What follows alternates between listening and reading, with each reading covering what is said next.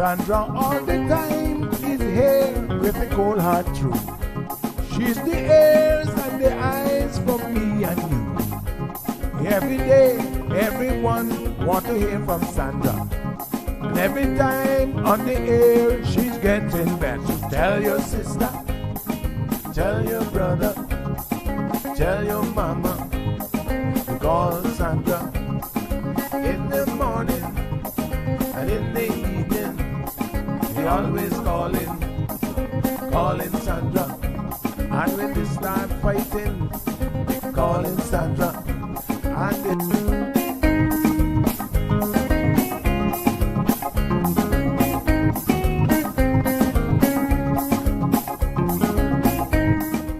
And That's right, folks. Everyone is telling their mama about the cold hard truth.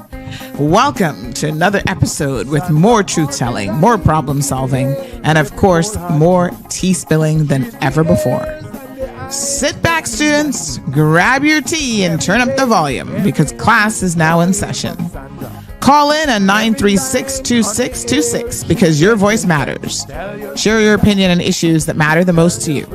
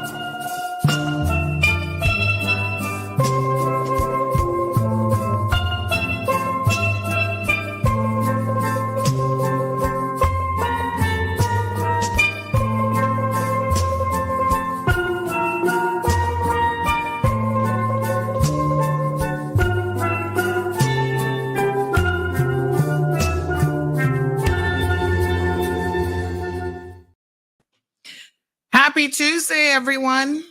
How's everybody doing? What a beautiful rainy day looks like we're in for today. That's okay. If you guys could just learn how to drive, I think we'll be perfectly fine. Yes. Without the rain, you would never appreciate the sunshine. Trust me. All right. Everybody's good. All right. Let's hope so. Looks like I got some loose screws today. Quite literally, I think. My microphone seems to be falling off the stand. The screws are out. Anyway, I've asked someone to come and just have a look at that for me. And hopefully we can get it all sorted out. In the meantime, I'm going to try to be careful, not knock it off. Hello, everybody. Oh, boy. Looks like that might be a tall order today. I'm not sure what happened to my screws. Loose screws, you go figure. Yeah. It was just one the other day, and now it looks like it's both of them. Oh my gosh. There you go. All right. I'm going to try to just leave it there. And if I don't touch it, I think we're okay. All right. How's everybody doing? Everybody good? Mm-hmm. Okay, honey chill. We're live now. I've sent the link out to everyone on the WhatsApp channel. Oh, I forgot to hit the send button. My apologies. There we go. Now you've got it. And then I'll send it to a few other groups as well. They get used to me sending it in the mornings. Beautiful. There we are. All right. Lots to talk about as usual. Mm-hmm. Instagram folks, you guys are good? Gulshan says, I'm fine, thanks. Yes, you're most welcome. So good to say good morning. Some of y'all have forgotten your manners. Mm-hmm. Let me see. I know our Facebook people, they don't forget their manners. They're pretty good. Let's see. We've got Miss Jean saying good morning. We've got Jim saying a blessed and beautiful morning, Sandy, the people of the Cayman Islands and beyond. Miss Barbara G in the house. Luis is here. Wee Wee. Irvelyn. Yes, good morning to all of you. Where's everybody else? I know you're here, but you're just not saying good morning. That's not nice. So I'm working on an editorial piece that some of you might be very, very interested in. My husband sent me a message this morning about a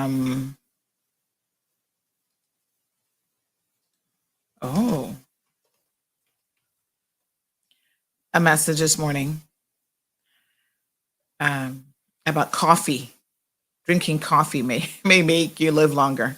He's only saying that because he's a coffee drinker and I'm not. Mm-hmm. I've read it and the evidence seems to be mounting. I don't know. How do you get to like coffee if you just don't like coffee? I like coffee ice cream. Does that count? Oh my gosh. I'm so ridiculous. Sometimes I even make myself chuckle. Yeah, I don't think coffee ice cream is going to count. But that's the only kind of coffee I really like. Yep. He goes to the coffee shop every morning, honey child. But he only has 1 cup. And the study says 2 to 3 cups. So I'm going to tell him, you're not there. So,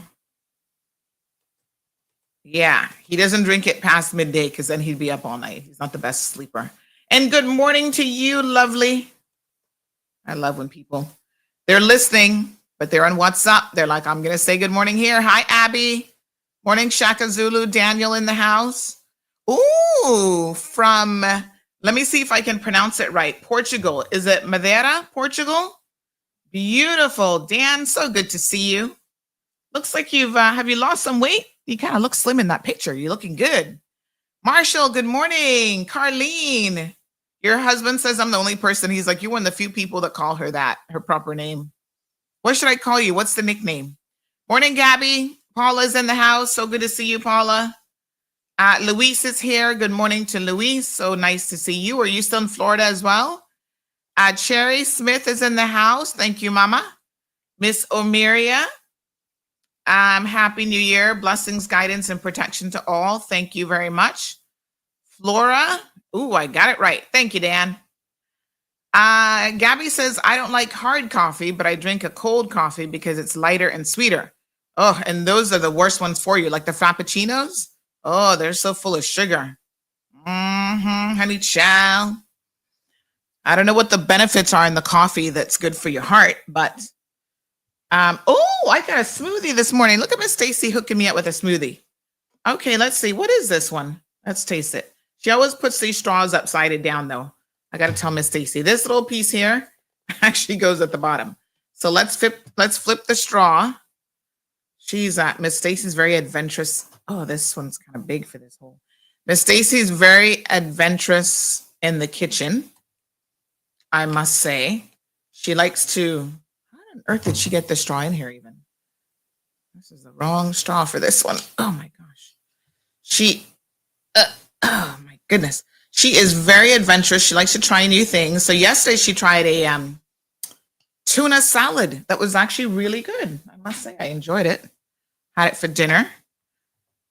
And it was good. All right, I'm going to take my water straw, I think, and use. Oh.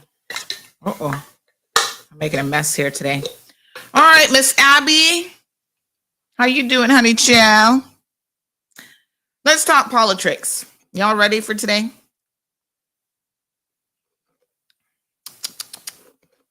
I don't know what this one is. It's good. Tell Kevin to stop by and get some. He loves smoothies. All right. Abby says it's definitely an acquired taste. I like coffee unsweetened black, and my friends think it's weird. Sherry says coffee's dehydrating. Well, you got to drink lots of water. Oh, you go by the middle name. Oh, okay. I think plain black with MCT oil and marine collagen. I drink. Oh, Magdalene, what is this MCT oil? Sounds interesting. Gabby says I don't drink it that often because of my heart, but I drink it once in a blue moon. Well, consistency is the thing. Anything that you want to get a health benefit from, you've got to be consistent with. So once in a blue moon probably doesn't do you any good, really, but yeah. All right. You know what else I read recently that's quite interesting? Apparently people who do sauna treatments on the regular actually have less chances of having a cardiovascular incident. I kind of wonder, and they actually explained it, something to do with the heat. And I thought, oh, that's interesting. Right.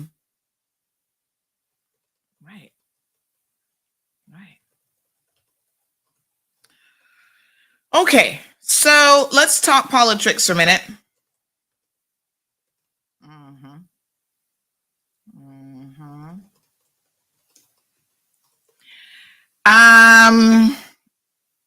Over the holidays, there was a lot that sort of happened.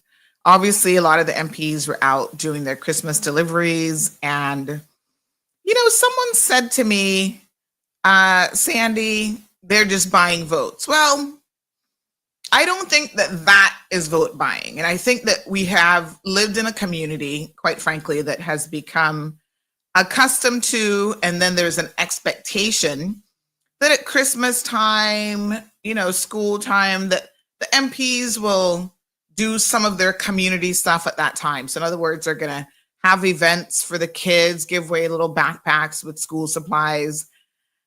You know, we know why they're doing it. Obviously, if they were not involved in politics, chances are they're not going to do it. But at the same time, you have to understand that the donors wouldn't probably be there either, you know? And I don't know how many people are of independent means. I guess there are some people who could just do that stuff for altruistic reasons. So in other words, just do it because they love to give back. You know, I do what I can, but I don't do big like community events. But, you know, I try to help people where I can. I try to encourage all of you to help people that are less fortunate. I was thinking about this because a friend of mine, you know, was saying, oh, you know, I need to know how much are eggs at the grocery store and how much is this? Like she was thinking of making a grocery store run. And so I messaged one of the stores that I go to sometimes. I said to her, you know, how much are eggs? How much is whatever milk, this, that, whatever. And she's like, this is so strange. I think she thought it was really strange for me to be asking these questions. And she said, are you sending me your whole grocery list? And so I kind of chuckled and I said to her, she's like, is this your whole grocery list? And I laughed and I said, no, I'm actually asking for a friend. So she says, okay. So she sent me the eggs, the turkey, the paper towels, everything I was asking her for. And then I thought about it for a second. I sent her a voice note. I said, you know what? I consider myself fortunate, really and truly, because I don't go to the grocery store and really look at prices. That's how fortunate I am. Isn't that amazing? I feel blessed, right? Now, maybe if it's something I don't normally buy, I'm going to kind of check it out and go, should I buy this? Then I might look at prices, right? But I know I have to eat. Well, first of all, I hardly go to the grocery store. So I just set a little grocery budget and I give that to Miss Stacy. Things obviously have gotten more expensive because sometimes she's like, Miss Sandy, you need to give me more money. I'm like, oops. But I feel fortunate that I don't have to nickel and dime my grocery list. Gas. I go and fill up my vehicle. I don't look at gas prices because I need the gas and I'm going to have to buy it regardless of what the price is, to be honest. So sometimes I feel like I don't even want my pressure to go up, right? Because if I'm sitting here thinking too hard about it, I might get a little bit stressed out. But that's also because I don't have to get stressed out about it. So I said, I am very, very fortunate. I'm so thankful to be in that position. So where I can, I try to help people. I know why elected officials do it. You know, I think there is a sense of once you have even made a declaration for politics, people expect certain things of you. I also believe that it's important to manage those expectations because elected officials shouldn't be taking their entire paychecks and giving it back to the community so that those of you who don't want to work can feed off of these people. And that happens quite a bit. I think what needs to happen, that like most things in life, balance is required. If you are a person who is in need, we try refreshing your feed because I think the audio is good. If you're a person who's in need, I think we need to figure out why that is. And so I've had people reach out to me on multiple occasions. Oh, do you have a gift card? Do you have a gift card? And if you keep coming back, I need to know, why are you constantly in need of a gift card for groceries? What's going on? Because that's not the norm and it shouldn't be your norm. So tell me what's going on. Why are you unemployed? And this is where I believe that MPs have a responsibility to sit down with their constituents and figure it out.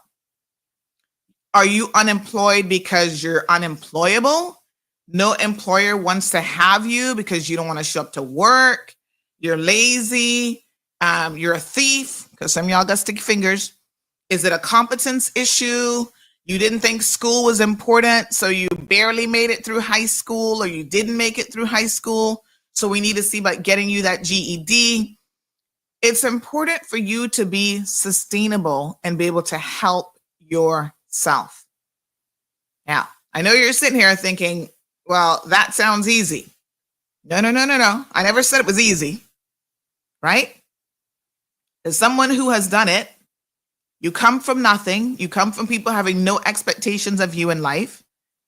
You can do it, but you've got to have a particular mindset. The biggest hurdle for, I think, anyone growing up in poverty and coming out of that is your mind. It really is a mindset.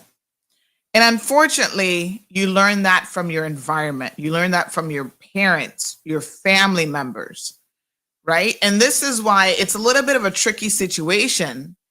But once you have, experienced that poverty and say you've educated yourself, you've got a good job, you've come out of it, it's even a bit dangerous for you to continue to hang around with the same people, your family members, who have that very same mindset. Because if you're not careful, you'll stay in that mindset. Let me give you an example. I was talking to a young lady this weekend. Saw her out at a restaurant, and she was saying how she dated this Jamaican guy for about 6 months. Well, the first 6 months, he did everything right. The flowers, I'm going to go to church with you, you're amazing, saying all the right things and apparently doing all the right things. Well, when he moves in, feels comfortable, all of a sudden he switches up. Oh, you think you're better than me, right? Now, this girl has come from nothing and has really done well for herself, has worked hard. She's in a good company. She's been there a really long time. The company values her. She puts it in. She's got her kids. She's focused on her kids. She's done her best with raising them, even as a single mother. And here he is now trying to make her feel guilty for having achieved something in life. Now, let me tell you something, honey child, that not gonna work. And she said she kicked him to the curb. And I said, good for you. That's exactly what you should have done. Because you don't need anybody to pull you back down where you were. Okay? You move past that now, and you got to stay focused. And he's just looking for someone to use. And so it's kind of a gaslighting situation where he's only telling you this stuff, right? To bring you down, I guess, to his level so that you two can be fighting and fussing, carrying on like idiots. If you've elevated yourself from that, then you need to get rid of him. Certain people you do not need to have in your life. And it's as simple as that, under no circumstances. All right? You give people a chance. They prove who they are. Kaboom, kick them out. Thankfully, she came to that realization on her own. All right, let's get back to the MPs now. So I feel like they need to create an environment. Instead of giving people handouts, they need to be creating an environment where we, as a community, have opportunities. So this is the Cayman Islands the last time I checked, right? The first set of rules and opportunities should be created for Caymanians. Okay? None of my foreign friends get insulted by this if they're sensible people. I think people understand if this isn't your country, then there might be opportunities here for you, but you're not going to get more opportunities than a Caymanian, just like I wouldn't expect to go to America and as a foreign national get more opportunities in the United States of America than an American would. That just doesn't make any sense. You're a citizen of that country. You're a national of that country. That's your country. And so your politicians should be putting policies in place for Americans first, Caymanians first. Now, I believe that there's quite a bit of opportunity in a lot of countries that even, you can welcome. If the country's doing well, you can welcome people from overseas to come in and have opportunities as well, right? The pie is meant to be shared. The issue comes in when it's divided up unequally and when you feel like other people who are not even citizens of your country get way more opportunities than you do. Now, let me stick a pin in there because you guys know I don't curry favor with no one, even Caymanians. So I'm not going to tell you that you're going to get opportunities and you're going to get a piece of the pie if you're not doing what you need to be doing. There's a difference. I was thinking about someone recently who was in politics. And, they've been unemployed for a minute and they haven't done anything. And I was saying to a cousin of mine that I'm not really sure why they haven't been able to create their own opportunity. Because sometimes, like myself, you're a little bit of a liability to other people. Your mouth is too big. Let's be honest. I'm like, oh no, boy, Sandy should come in here and shake people up, make people know they have rights in this place. Maybe we don't want her working for us. I get it. It's not right, and I don't think it's fair, but I do understand it. And so sometimes you have to be willing to go out there and create your own situation. But the market, the environment has to be there in order for you to be able to freely do that. There shouldn't be people trying to hold you down, even as a business owner, right? If the environment is sustainable, if you have the ability to set up your business fees are not exorbitant, there's not too much red tape and restrictions in place, that allows you as an entrepreneur to kind of go out there and feel your way around. You can do that. And I think that ideally, for me, that's what I want. I want that environment. I don't want anybody to give me a handout because that makes me feel like something's wrong if I have to be relying on MPs to pay my bills, to meet my mortgage requirements or obligations.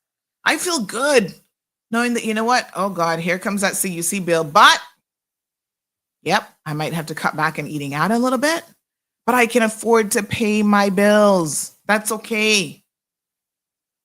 You've got to be sensible financially as well. So I would love these MPs to do more advocacy around financial education, like real world application, right? How to penny pinch, how to save, how to bring that mortgage down as quickly as possible. Those are the things to me that really, really matter and are important.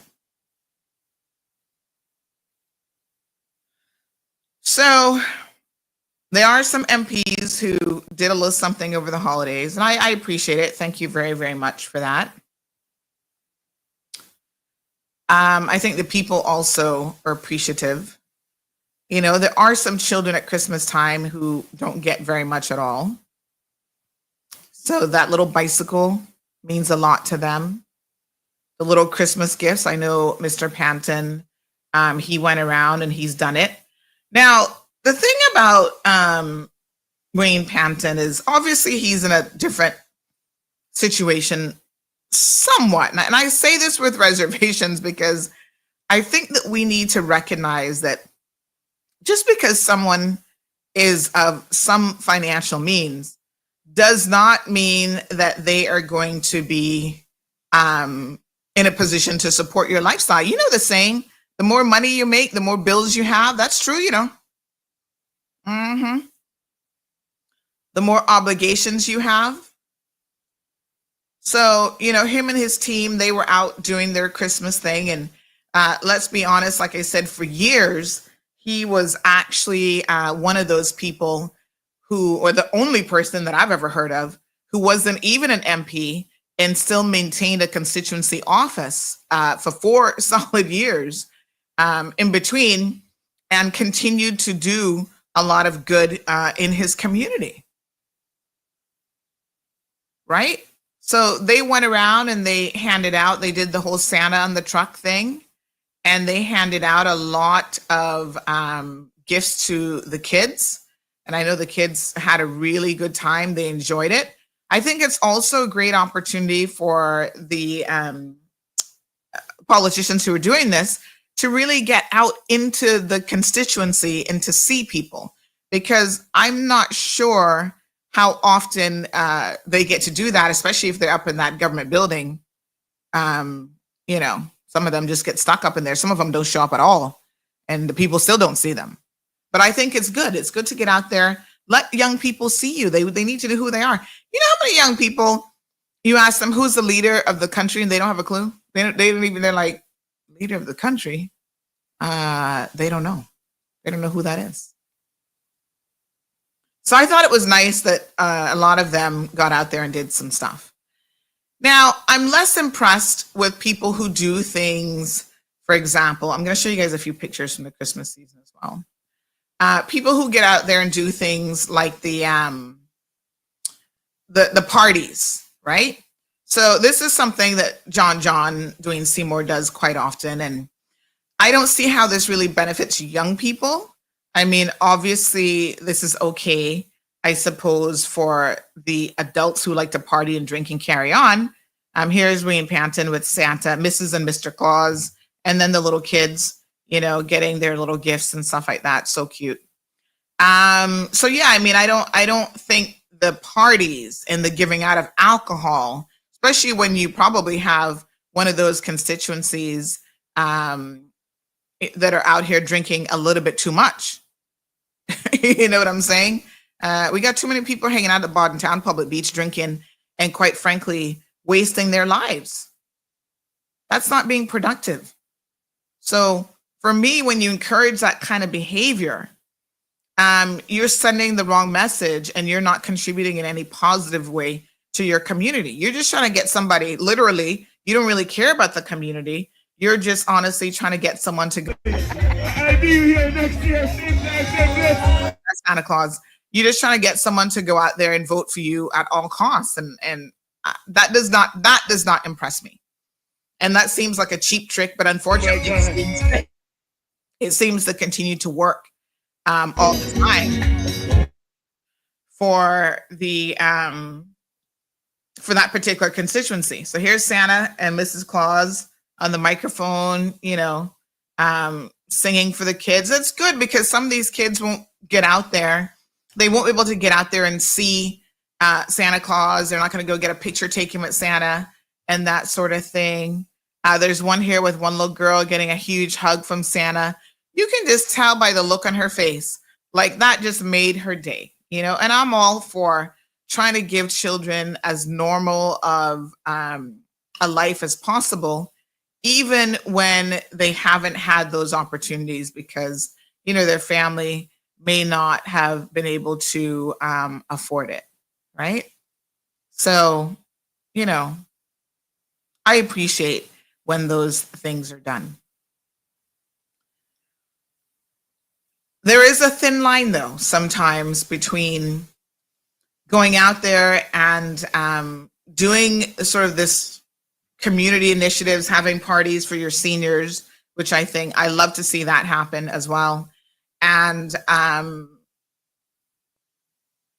don't want to say vote buying, but there is a sense that some people are completely doing it. Look at this little girl. She is just so happy to see Santa. Oh my gosh.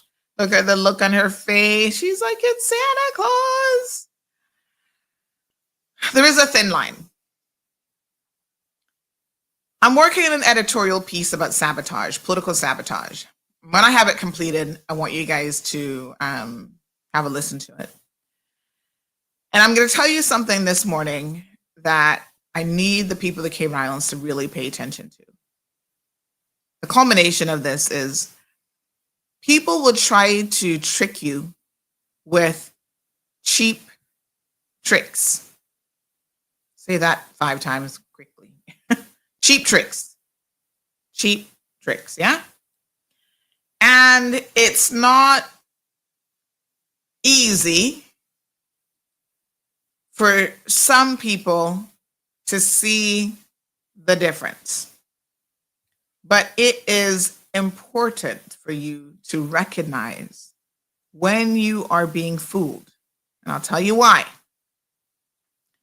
Because if you don't see it and you fall for it, you will go out there and make decisions that, quite frankly, are based on total misinformation.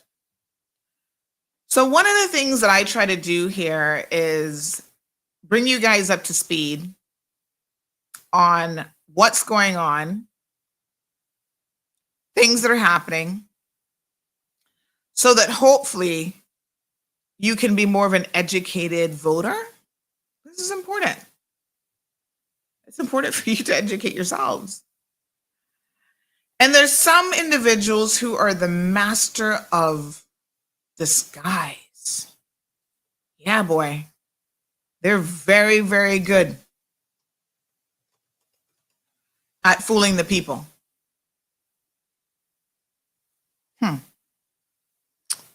Let me think of some top ones now, and I want you to follow along. And of course, none of these will probably come as a surprise to you guys. I think you'll understand, and you'll get why here in a second. Chris Saunders, master of disguise. He had a lot of people fooled, but I think now a lot of people are kind of onto him. They're like, we see you, Bobo. We understand what's really going on here.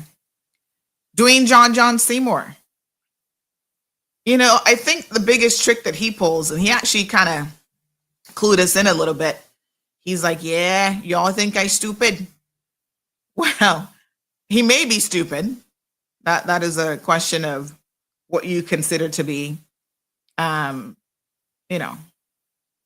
intelligent, I suppose.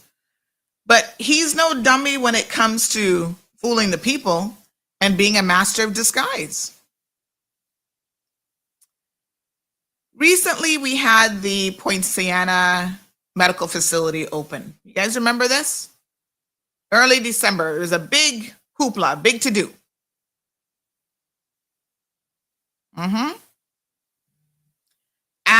And you guys will remember that literally a month before that, Sabrina Turner left the government, and she said, listen, there's a lot of issues here with the center.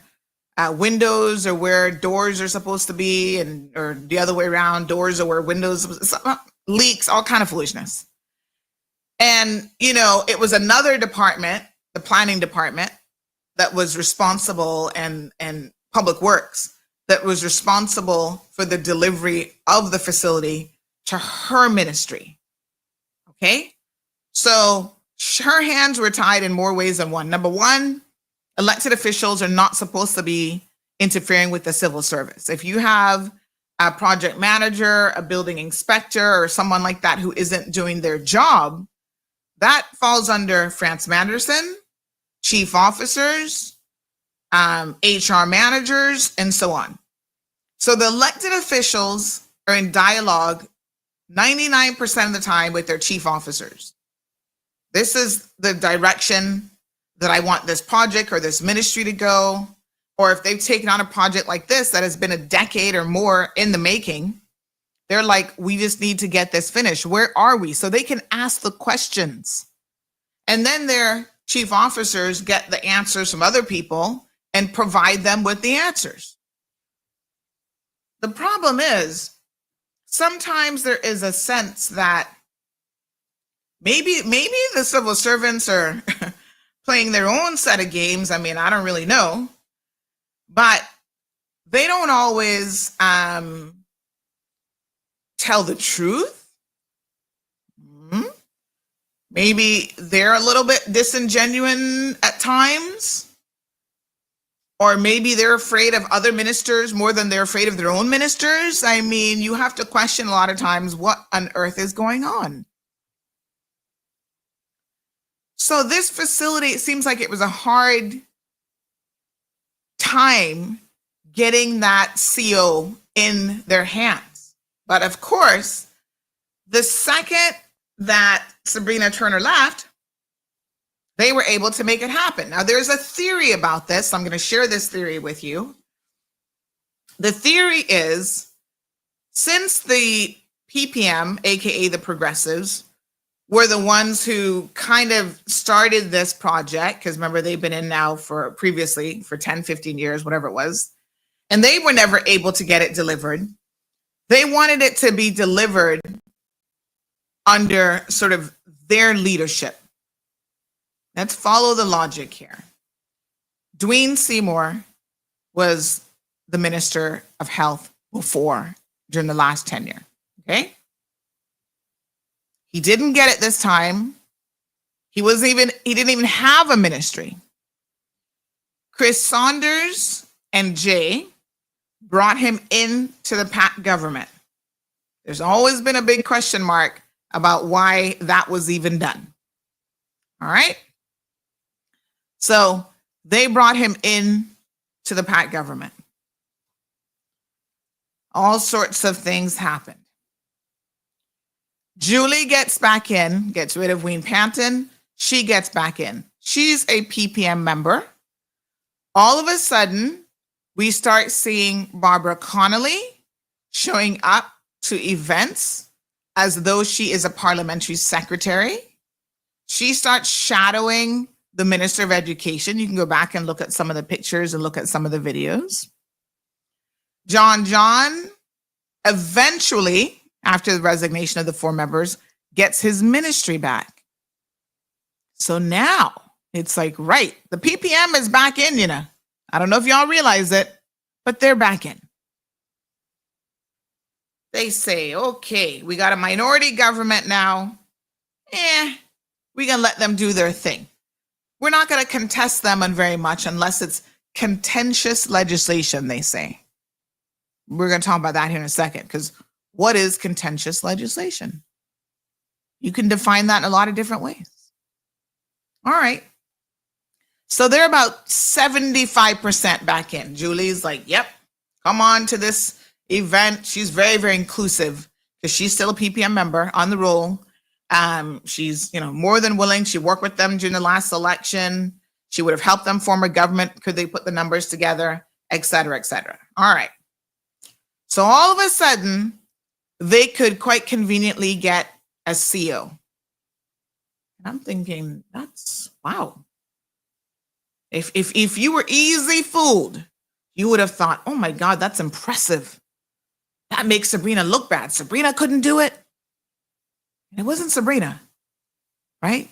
That CO is just handed to her ministry, handed to her chief officer. Then they have a ribbon cutting ceremony, right? So what was going on with planning? They were turning stuff down left, right, and center. Nope, not passing electrical, not passing this.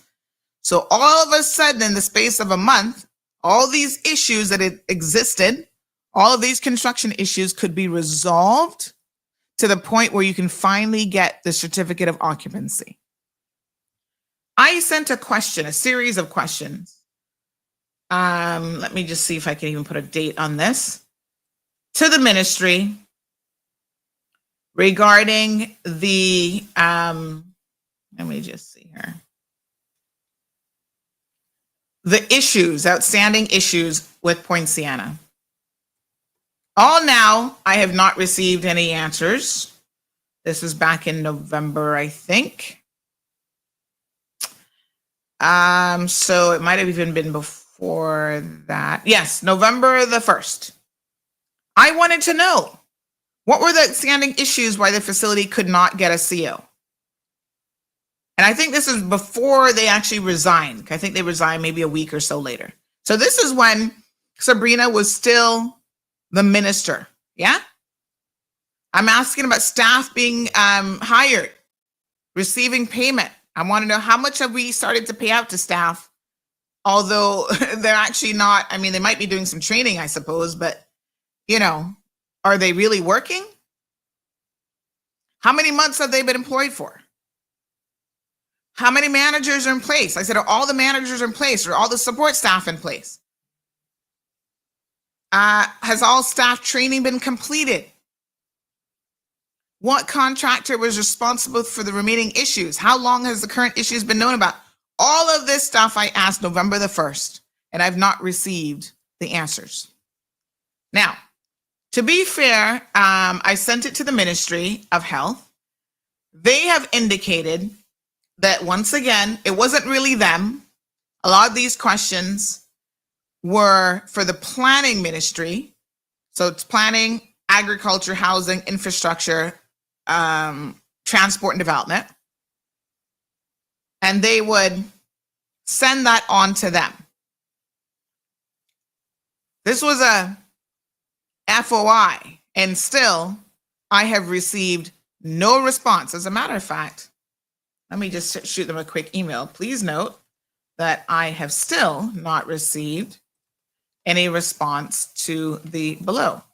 Since it's an FOI, should I now be contacting the, what is she now? She's the the commission, what's her, Sharon Ralston's office. What is that again? The Sharon Ralston. That's information, what's her office called? Ombudsman's office, to lodge a complaint. This is why I don't even fool with office to lodge a complaint. Kind regards, Sandra Hill. Let me say good morning. Manners are important. Good morning.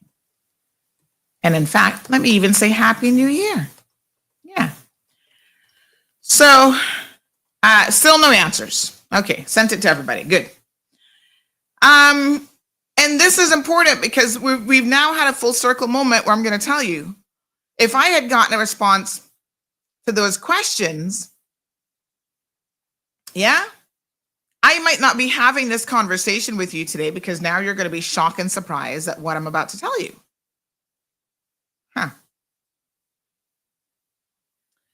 Nice ribbon cutting ceremony. They allow Makiva to get up there and give a speech trying to lambast Sabrina. Oh, she couldn't get it delivered, this and that. We're going to come to him in just a second, because as usual, shady boots, Makiva Bush You need to go sit down. He needs to take about 3 seats to cover his rear end. And they cut it. Yeah, we're bringing these Caymanians home before Christmas. Mm-hmm. Santa Claus came and went. Christmas happened. And all now, the Caymanians have not come home. Where are they? Did they lose them in Jamaica? Are they in the bushes of Kingston, Tivoli Gardens? Where are our Caymanian mental health patients? Oh, what you say? You don't know? Huh. Well, I don't know either. But what I do know is they're not in Cayman. They're not at our facility. So where have they gone? All right, I'm coming. Coming you now. Salvin says, glad to see you have come to an appreciation for MP handouts because previously you were against it. That's not true. I hope it's not because certain MPs is doing the same thing. No. You need, if you're a regular listener to the program, Salvin, I don't think that you would have come to that conclusion. Okay. You see, sometimes our judgment is clouded as human beings because of who we are aligned with and who we liked. That can happen to anyone. But what you are doing, what you're misinterpreting is a post instead of listening to things contextually and being a regular listener to the program. You would find that I'm actually very, very consistent, With most things, I'm a middle of the road kind of person, I'm not left, right, I don't know, back, forward. Like I'm like in the middle. We made a post about the PPM, which was a bit of a tongue-in-cheek situation that we found quite funny. During their annual Christmas giveaways, this year they couldn't afford turkeys. They could only afford chicken. Fine, everybody's on a budget, I guess. And they're giving away stuff. And then they leave all the boxes at the front of their office. Now, some of them PPM members, y'all don't see none at all. I'm just saying. If you only, for me in my mind, when it's vote buying is when you only see them election time. If it's something that they do every single year, that's what I said. When you have someone consistently for 4 years working in the community, when they're not an elected official, still doing stuff, right? Heather has had her Christmas party. Oh God, I remember helping her with that back in the 90s. She has always done that. Every single year, whether she was running for office or not. So there is a difference, and you can certainly come to your own conclusion about whether or not you see that as a form of vote buying or not. Someone said to me, even what Ralston did, they're like, oh, well, that's vote buying. I said, maybe, but there is an expectation that when you're an elected official, there are certain things that you will do for the community. That's not the same thing as you going with $500 and putting it in somebody's pocket. It's not the same thing as somebody call and say, well, in order for me to vote for you or to support you, I need a delivery tomorrow to my front door. Those are different things. And so you need to listen carefully, perhaps, to what I actually do say and the things that I support and the things that I don't support. Vote buying does happen in this community. Island Pearl says, Selvin, she was never against it.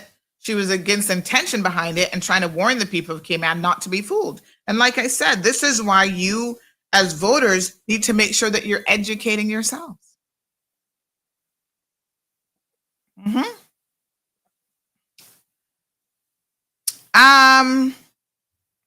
What is this? Your theory is blame transplant from the former minister to everyone else to include the whole process of approval. If the former health minister failed, call her out for that instead of inventing an alternative theory. What are you talking about? The contractor for the project is well known and credible, and yes, the planning department may have had shortage in inspectors, but that does not account for years and delays. So please examine the action or inaction of the former minister of health and create the real picture. Selvin, what are you talking? You're losing me here. How can you hold her responsible for something she has no control over? Could she have gone there and fixed a window that was supposed to be a door? It couldn't pass electrical inspection. This has nothing to do with shortages at the planning department.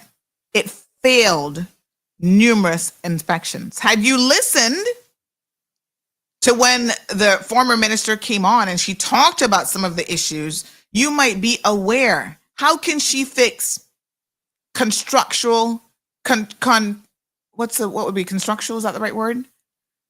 Issues in a building. She's a contractor. That has nothing to do with her. It does not even fall under her ministry. There's no alternative theory here. There are facts. And this is why, Selvin, if the civil servants would simply answer my questions.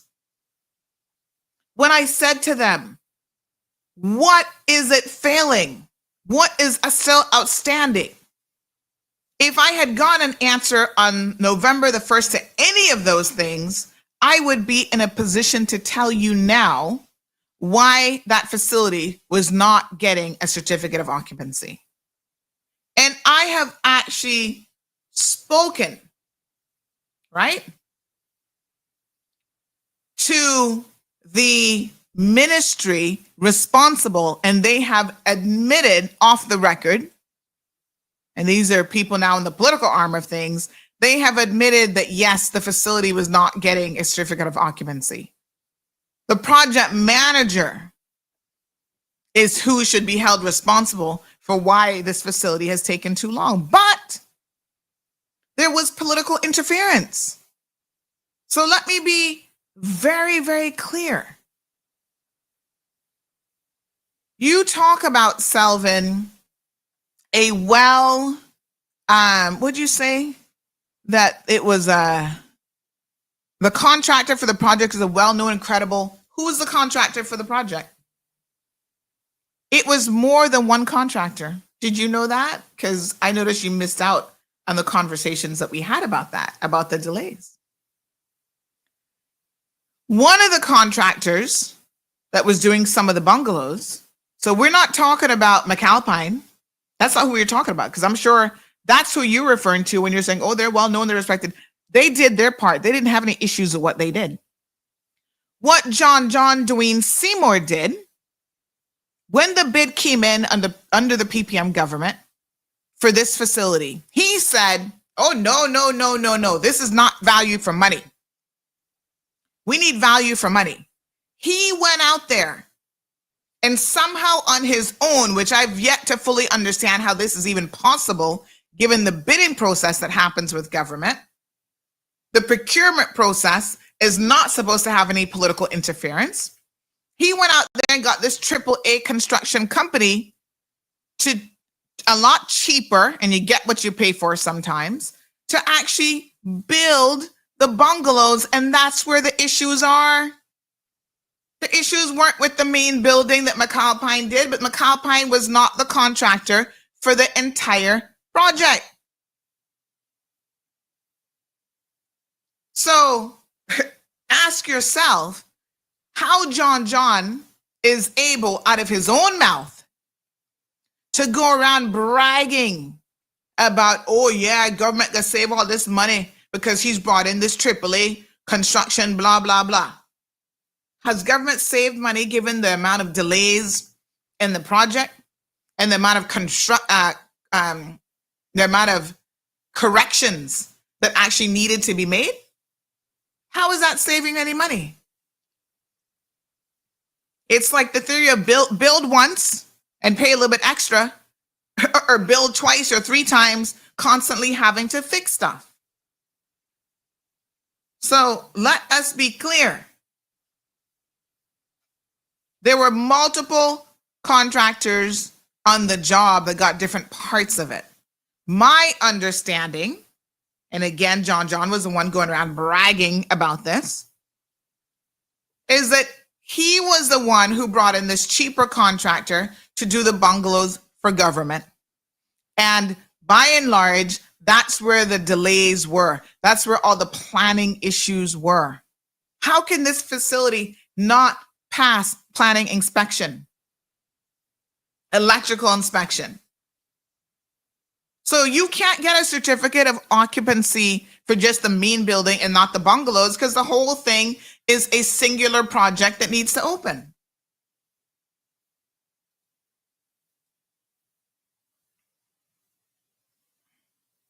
All right. So I'm asking you the simple question of, as soon as she's out, within a month, they're able to get a certificate of occupancy. And the proof now of them claiming, oh, everything is done and we're ready to go, can't be sustained, because they made the assertion and the claim and the promise that those Caymanians would be home before Christmas. And here we are now going into the second week of January, and they're still not here. Where are Caymanian mental health patients? You want the truth? They don't have the staff, the professional staff, to even bring those people home. That, folks, is the truth. I can give you all another nugget. Right now, they are trying to get the HSA to sign a memorandum of understanding with them so that they can actually provide the services that Point Siena Mental Health Facility is supposed to provide. I'm going to say it again. Salvin, you're in class today. You need to pay attention to what I'm saying. Okay? The reason they still can't open the facility, so now they got this certificate of occupancy. There's supposedly no building issues. We'll see once it starts raining hard how many windows going to be leaking. But they say, okay, we got this certificate of occupancy. Great. Right? The director of the facility has been in place for at least 6 months or more. She even came on this program, probably a year by now. And they still can't open the facility even under John Dwayne Seymour. They don't have the staff to do the job. How is that even possible? Now they're begging the HSA, oh, can you please enter into a memorandum of understanding? We're going to pay you, HSA, to provide services to the facility so we can hopefully bring some of those people home. Wow. We have clinicians. Those are the technical experts, right? The psychiatrists, the psychologists, okay?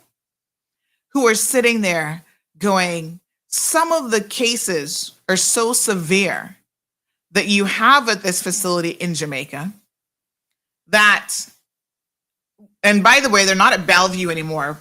It's supposedly like a house where there's like a guy who owns it and he runs it and whatever, right? And he takes care of these patients for us.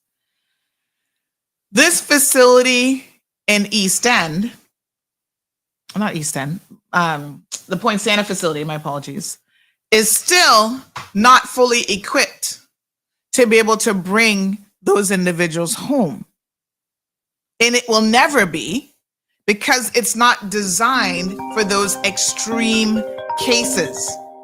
So let me try and understand this. We're going to bring, the theory was, we have people there who need to come home, and we're going to bring them all home. Yet this facility, the way that it's staffed, the people that it has on board, cannot take some of the patients in Jamaica. So we're going to still leave some people behind? Good morning, caller. Good morning, Sandra. Happy New Year to you. Happy New Year. I'm trying to make this make sense, but I don't know. Yeah, I'm listening to your show, and I'm a little confused here. when it comes down to You're not the only our one. mental health patients, because I was told like maybe 2 weeks ago that some of the mental health patients actually came from Jamaica, Oh, so including one that was up there for over 20 years. and have you seen him? Where is Now, he? yes, that there is a gentleman at work at the airport, and he was telling me that the guy is coming, and I'm saying, That he's really? coming. So he said yes, and yes, he actually came. And the guy asked if I saw him. I said no, and the HSA staff was there. The mental health vehicles were there. A lot of people from HSA was there to receive them. No, this is not hearsay. Mhm. This is facts because it's confirmed from, I won't call the person name, but they work at the airport.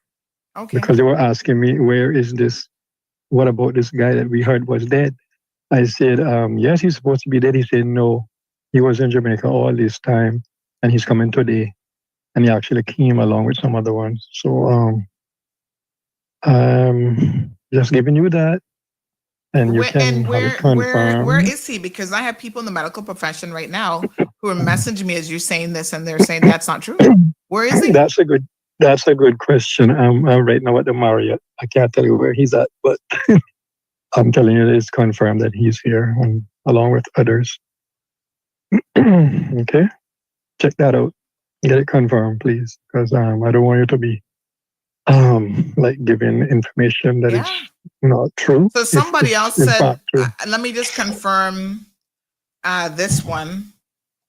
Mhm. Hold on one second. They're saying that the guy is at home, so he doesn't need a mental health facility anymore. At home, as in Cayman. Yeah, Is that what he came home. He's at his house in East End. well, they was brought from Jamaica to here. Can't tell you how many of them, but I'm certainly sure about the one person that the guy was telling me about because I know him. Wow. So yeah. So if he can be at home in East End, did he need to be in Jamaica all these years at a mental health facility? Because he's I'm not. not I can talking tell you, he's about not at where Point he's Sienna at. Point. I'm not telling you where he's at. I want to tell you that he was brought home, Okay, and that's a fact. I appreciate it. Okay. Have a good day, darling. Thanks, darling. I appreciate it. So, I do have a few people who are in the know.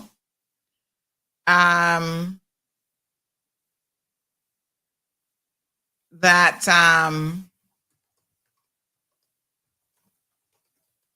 let me see here now.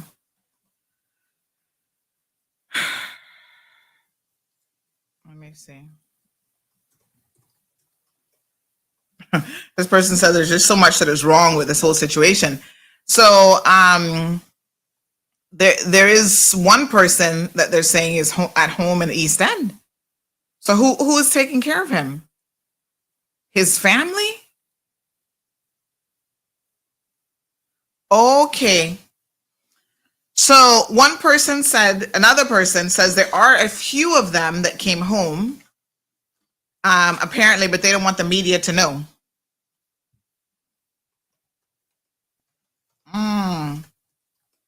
So what's the point of that?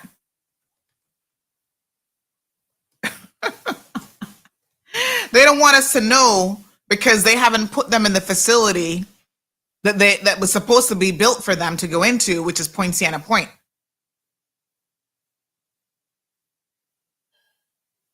Wow. So these people are at home where with family that probably aren't really equipped to take care of them. I'm confused. Another person says, so we're just letting them be free among the regular community because they're free amongst us? I guess so.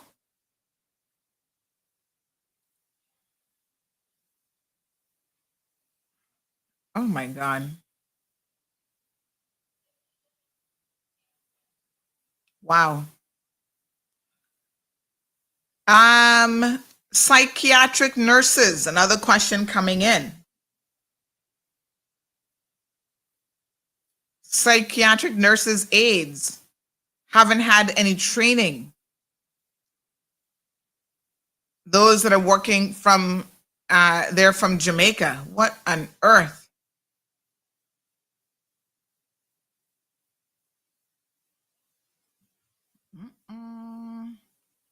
Now this seems to me like mass confusion.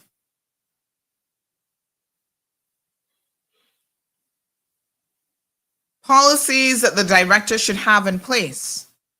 Well, I'm surprised that that is even a question, because she has had so much time when the facilities has not been open, that if nothing else, at least the policy should have been done. Once again, when you're out here showboating, right? Instead of ensuring that things are properly done, all of these healthcare workers have expressed concerns. Like I said, the clinicians have been asking questions about what is actually going on with the facility.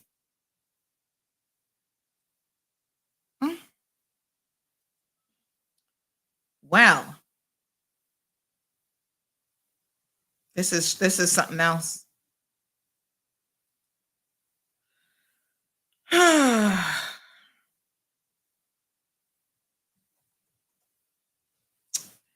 Lots of questions, that's for sure.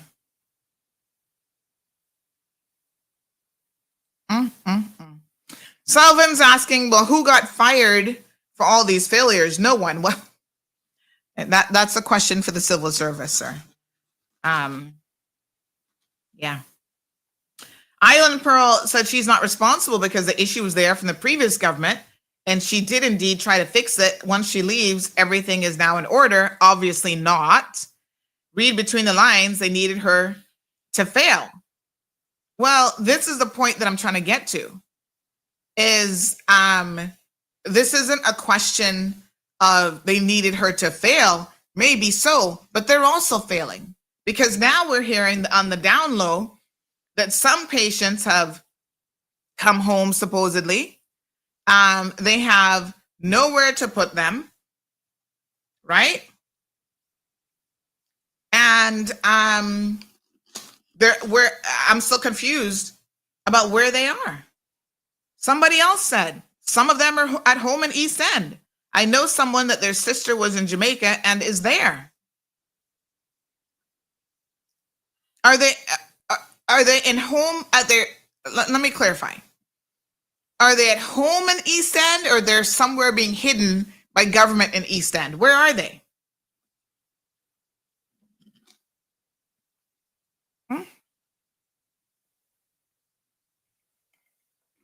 Someone says, wasn't there a director that was hired years for the mental health place and being paid a director's salary for what? They hired nurses too and was looking to train Caymanians to be assistants. And yet we are still hearing, right, that they're still lacking. Some of the staff that they've imported in still don't have the relevant training to be able to provide the services to the facility. What a mess.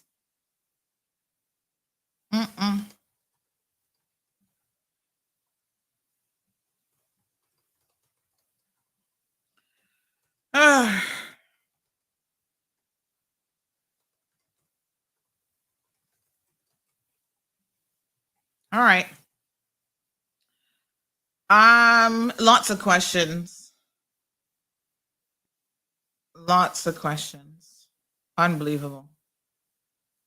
Wow.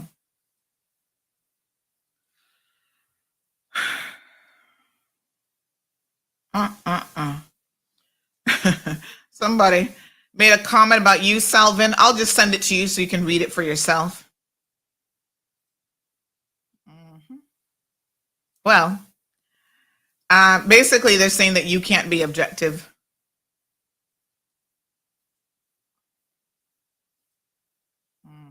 Anonymous, good morning. Morning, Mr. George. Happy New Year. Anonymous says that civil servants are not allowed to say anything. Everything has to be channeled through the chief officers. who are gagged by Gloria and France. No one can open the can of worms. It is frustrating. And thank you, Anonymous, for reminding us of that, because I am aware that there would be a lot of civil servants who want things to operate differently, and they feel like indeed their hands are tied, because sometimes they do reach out to me on the down low. And as you can see, what ends up happening is when I find out stuff that they assume that I get from the civil service, our leader, Juliana O'Connor Conley, gets up during a civil servant meeting and threatens the civil servants that supposedly your phones are being spied on and all sorts of stuff that's ridiculous.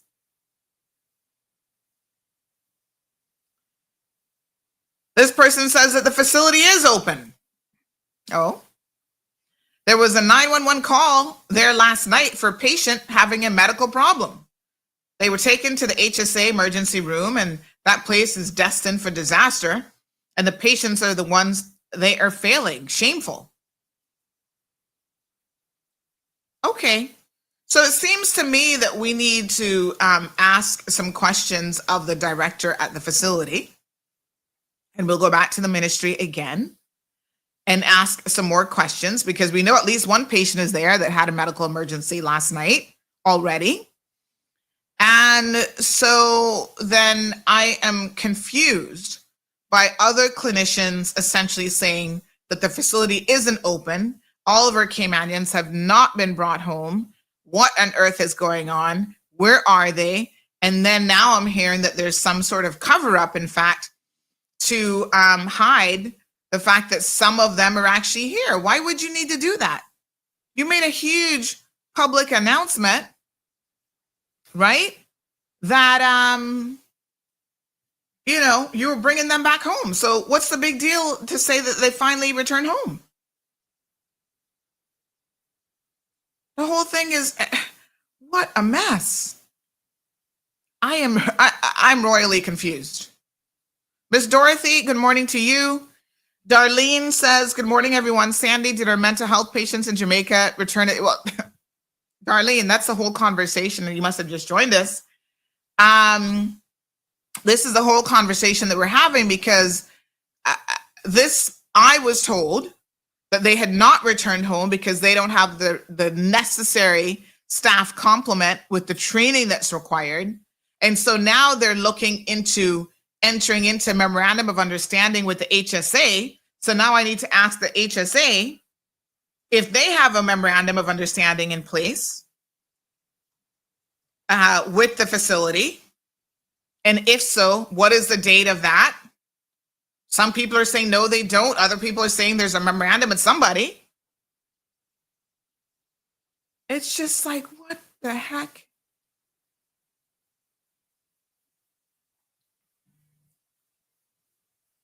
Salvin, the problem, it appears, is that there's not enough of the type of staff that they need. So I don't know how many staff members they have, but it's not what they need to fully open the facility, apparently. But yet, we know at least one patient needed emergency care last night.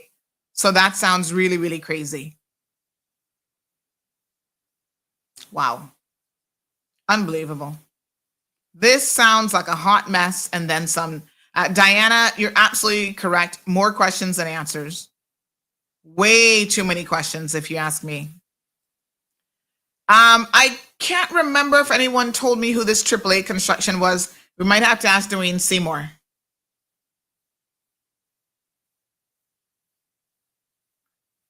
Paula says Grady been home long time before they're thinking about bringing home the ones from Jamaica. Who is Grady? Is that the one that's in East End? Charlene is asking whether or not there's some of them at the mental ward facility at the HSA. I don't think so, but it seems like they're going to need the HSA's help. And I wonder if that is the plan, to put some of them there, but I don't know. I have no, I'm more confused than ever. Lord Jesus. YouTuber says this is quite sad. Having the ability to deal with mental issues is a calling, not just something you do because you have the ability to regurgitate information on an exam. There needs to be compassion, absolutely, but there needs to be properly trained staff as well for the types of patients that you have. And what I'm hearing is that is where there's some sort of disconnect now as well.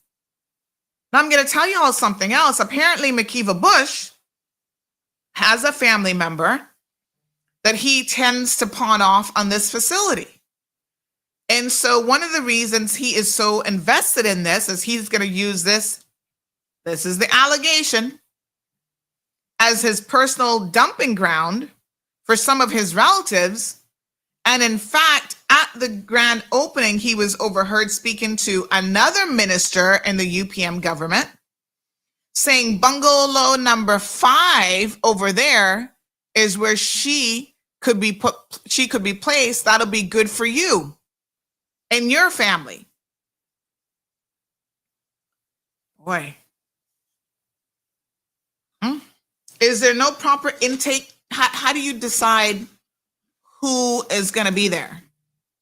Are all the people in Jamaica long-term, recipients of mental health care, so that this facility is already full and it's just going to be a housing facility for those individuals? And if there's any new cases that come up, do we even have the capacity to deal with those persons? I have always said, if there's a disconnect in terms of what the community understands this facility will actually do versus what it does, we have a problem.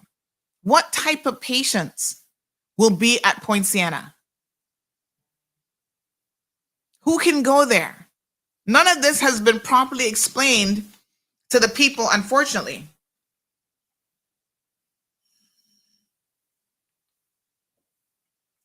Seven says that civil servants should be protected if and when they highlight publicly any government malpractice. Well, I don't know that malpractice is the right word, but this protection should transcend political control. Let them speak for the benefit of the country. There's supposed to be whistleblowers legislation, but God knows.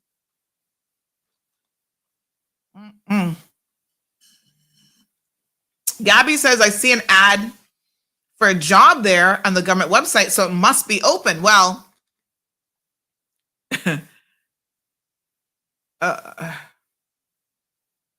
right.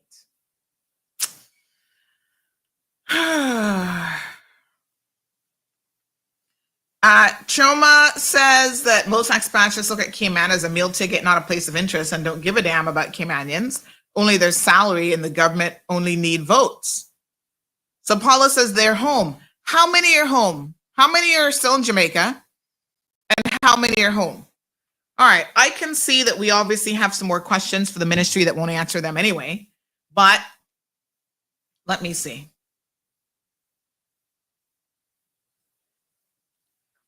We have a question from Gareth Anthony.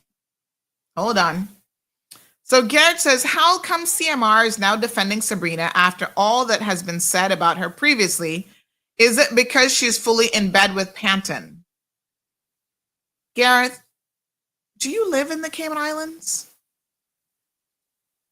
Are you aware that over the past 4 years, Sabrina has been probably, other than Panton, the one government minister that has been on this program more than anybody else? What are you talking about? What? I'm lost. What are you talking about? After all that's been said about her previously, when? You mean 4 years ago? When she tried to jump ship and there needed to be a corrective move? And since then, she's been on the right track and we've given her credit for the past 4 years? You've not been around for the past 4 years? Are you kidding me? Oh my gosh. I need my screws from my, y'all need to pay attention now. You can't just jump up in a conversation and you haven't been here for 4 years and don't have a clue what's going on. Good morning, caller. Good morning, man. Mr. Gabby, or what he named it, he have a point, but he didn't say what's behind it. I'm looking to hear how much staff is coming from Jamaica to get on the wages for these care of mental ill people. When we housed students here that was trained in medical for many years that could never get a job to obtain that wages to make a life. Leave Sabrina alone. Sabrina is staying in Prospect Park. You hear what I'm telling her? I don't even know what Anthony's talking about, because I mean, Sabrina, by all accounts, have been doing a great job. I mean, I don't know. They're not moving her in Austin Harrison, getting back in here if that's what they're dealing with. Trust me. We going forward this year. We're not going around in no more goddamn roundabouts, okay? Just like that. We tired of going back. Mm-hmm. Have a nice day. Thank you, my dear. Oh, by the way, sir, I saw that Michael Miles is. Oh, speaking of Prospect can have more people running in East End from the looks of it. So Michael Miles has come out. We have this young lady with the PPM, Gomez. That's Barbara's niece, Crystal Gomez. Crystal, what her name is? Crystal Gomez or Christina something. Never heard of her in my life. She's Kearney Gomez's daughter. Never been does she even live in Prospect? Lord have mercy. Someone says that the HSA mental health ward is already full to the point where they have to put some patients on the medical and surgical wards, a cluster expletive again.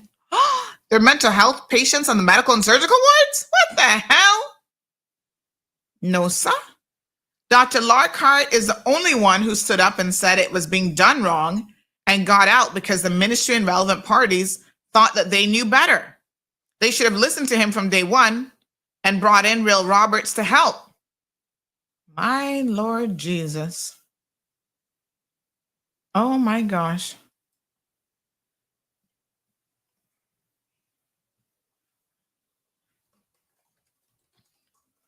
Okay. All right. Now we're getting some good sauce. You know, this is why a lot of times I have to come here with a half-baked story, because when I send my FOI, they don't answer it anyway, but you the people know what's going on. And now we're getting the facts. Now the facts are coming in. So hold your horses, people. We soon come to that. Now we're getting some information. Tartarium says there are many Caymanians who are working in care homes in the UK as we speak, male and female. They should be contacted to come home and work at the facility. Well, if they want to work at the facility, they have got to apply and come home. They have been advertising, to be fair. So nobody's going to contact you and tell you, oh, there's a job here for you. No. You have to take the initiative to apply on your own. But I wonder if any of them have applied, and have they had any sort of a receptive response from the ministry? Good morning, caller. Good morning. You know, when health and education are politicized, that is, to me, is the downfall of a country. When you begin to politicize the health of your people and the education of your people, that is the downfall. That is the beginning of the downfall. And I think it's really sad that we are at this point. Like we don't even know. We don't even know what's going on. Exactly. Like just do the right thing for the people instead of politicizing these things. Like that shouldn't even be a thing. It's really sad. All right. Thank you, darling. I mean, I couldn't agree more. So I understand that 8 of them are here. And I'm being told that they are at Point Siena. And they came at some point in December. So why is it that they're requesting an MOU from HSA, and because they're saying they're not equipped? So I'm confused. Is there like a worst case scenario Like those people can't come yet because they can't deal with those particular cases? Oh, Lord, we have a lot of questions. But I have been told now that at least 8 are here at Point Siena. Another person says 100% true about Dr. Lockhart, advising and not being listened to by the ministry.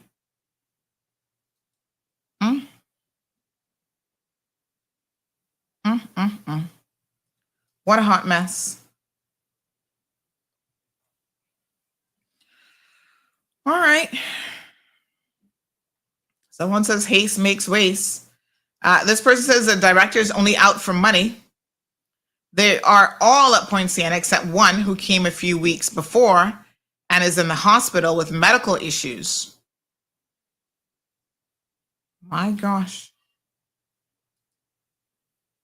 Okay.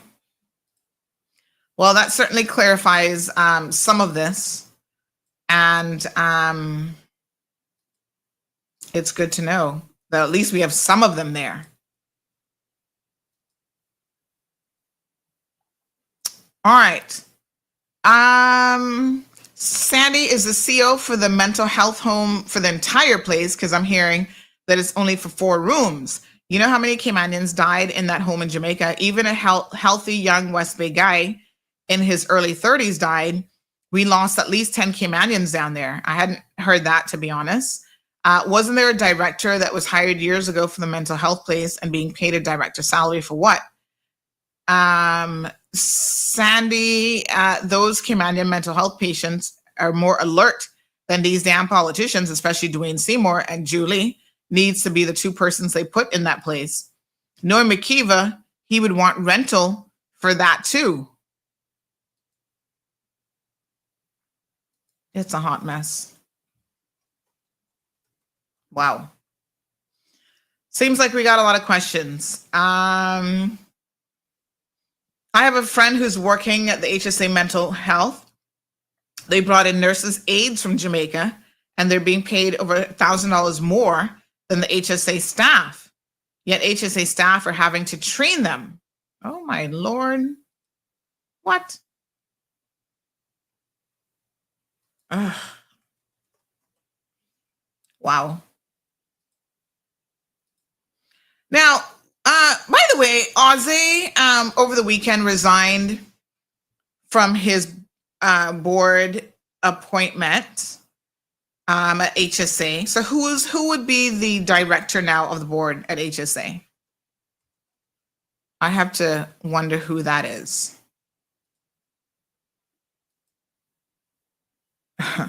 Someone said it's a good opportunity now for a private mental health facility to open.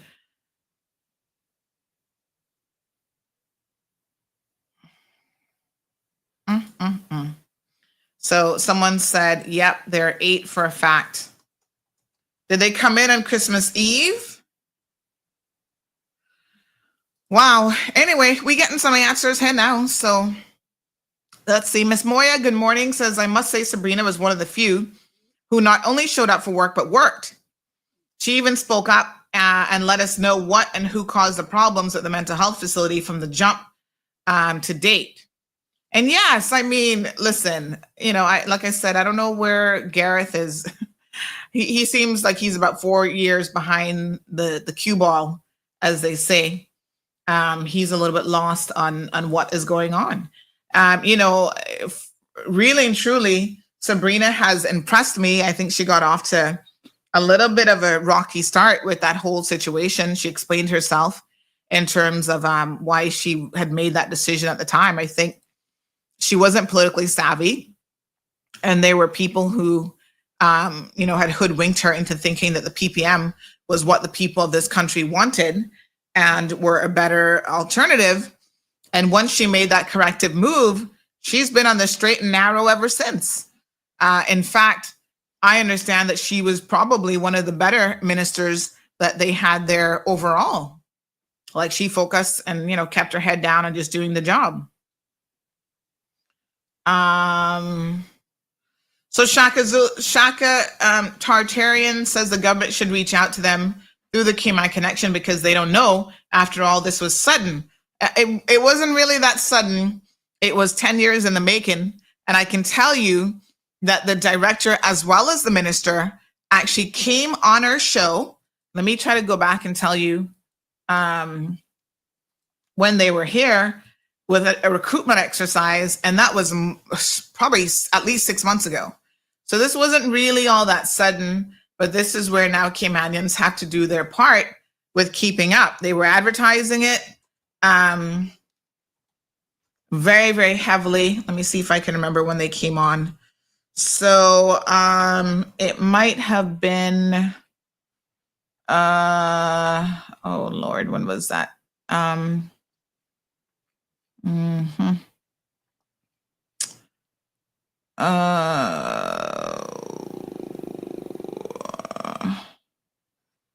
think it was over the summer, maybe.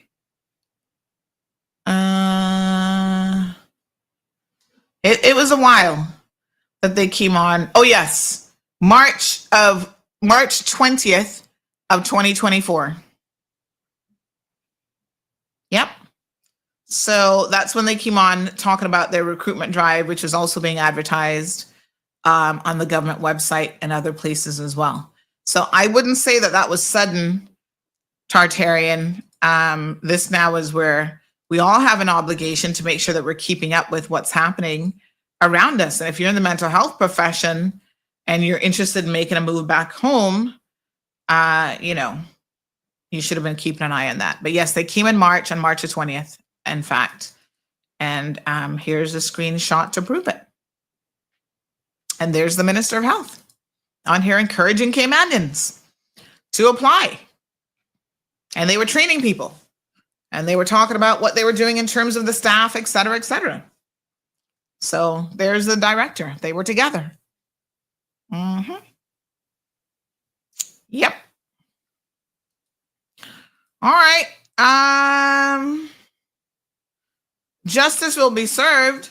Said some of these people are making up stories about the HSA. All I'm seeing are Caymanians at front desk and Jamaicans doing gardening. So please talk about all departments. I'm confused by that one. Justice. So you're saying that it's not true that they've hired people in the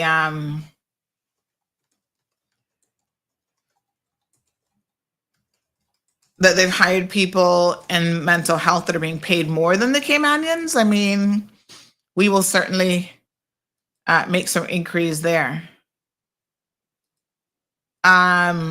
This person makes the point, Poinciana was not designed for really acute mental health cases. Cayman really has bad cases, and Poinciana would not be the place for them. However, the HSA mental health space requires expansion to keep up with the demand of services that is required. So then the HSA mental health space is for the acute cases, like that guy who managed to escape the other day, who tried to kill his own child.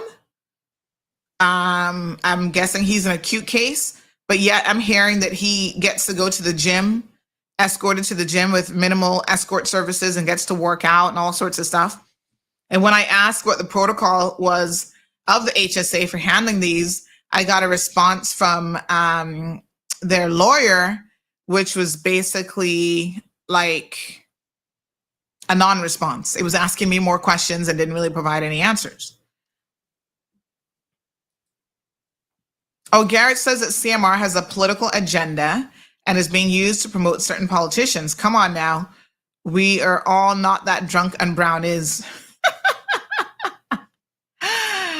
Okay, then. If you say so, my dear. If you say so, my dear. What a hot mess. You know, the thing about it is, if I support someone personally, I think I make it pretty clear, right? I mean, there's no pretending about it. That's why I don't understand Gareth. I mean, Gareth is like telling us something that, I mean, I don't quite understand. Yeah. Is there any doubt where I stand with Chris Saunders? Any doubt in anybody's mind at all? Okay. Is there any doubt where I stand with John Dwayne Seymour? Nobody's hiding anything here, right? There's no hidden ingredient in the brownies, I can assure you. If you eat the brownies, that doesn't mean that you're going to somehow be fooled into something. I don't know. They just taste good. They're just delicious. There's probably no secret that I don't care for the Honorable Juliana O'Connor Connolly. And again, it's not a personal thing. It's just that the things that these individuals have done, right? I would have, before Chris Saunders' actions during his last tenure, I would have actually considered him a really good acquaintance. I've been to Chris's house. But I don't care if we're good friends, if we're a good acquaintance. If you mess up, that's on you. And I'm just here to call a spade a spade. I think, Gareth, the important thing is you got to show up to class more often. This is when you don't come to class. You're not aware of what's going on. I've even talked about the issues in the past that I've had with Wayne Panton and how those were resolved. So you got to make sure you come to class and you got to pay attention, because then things will make total sense to you. That's the key thing. And there's no friendship club here. Justice John is going to eat your brownies, then end up in the bars. Well, he's already in the bars, so that's not going to help him. Maybe he'll end up somewhere else. Instead of the bars, the brownies will make him straighten up a little bit. What a hot mess. Shaka Zulu says, it seems like Gareth is a bit in the dark about your position in some of these politicians. Very much so. And that's why I can't take Gareth too seriously this morning. I'm not even upset, Gareth, because it's obvious that you haven't been here in class and you haven't been paying attention. But you're kind of trying to disrupt the class flow this morning. So sit in the back of the classroom, eat your own brownies and relax yourself. All right.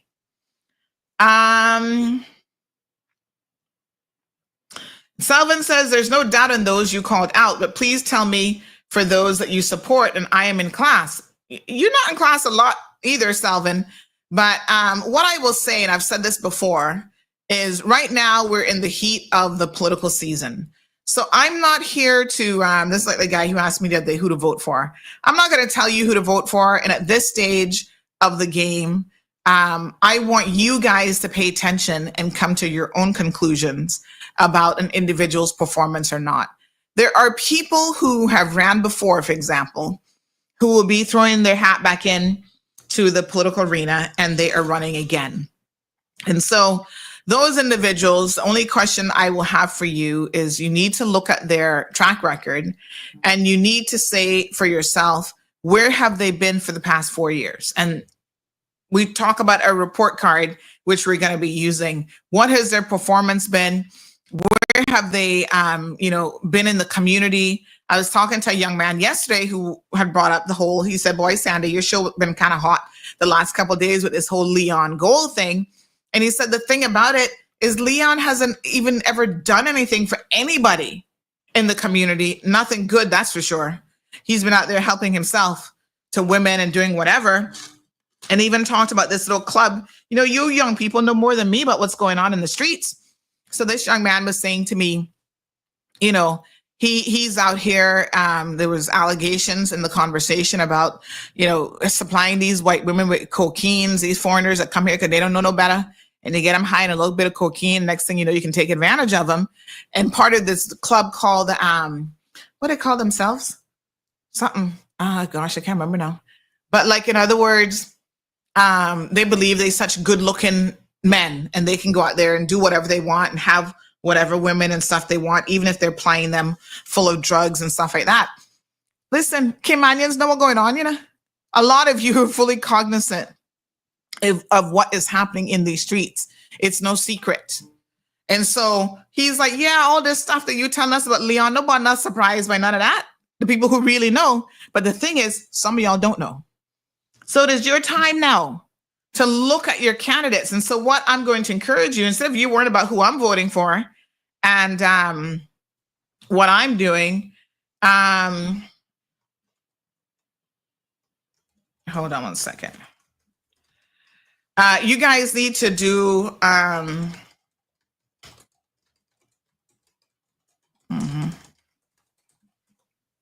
you guys need to do your own research and your own due diligence. To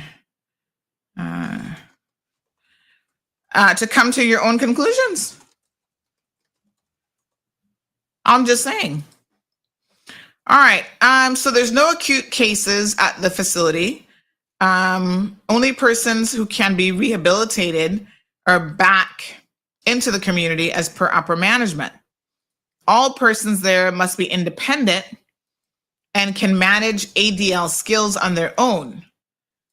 Not sure how the level of this will be measured to know that they're able to go back into the community. Oh, so it looks like the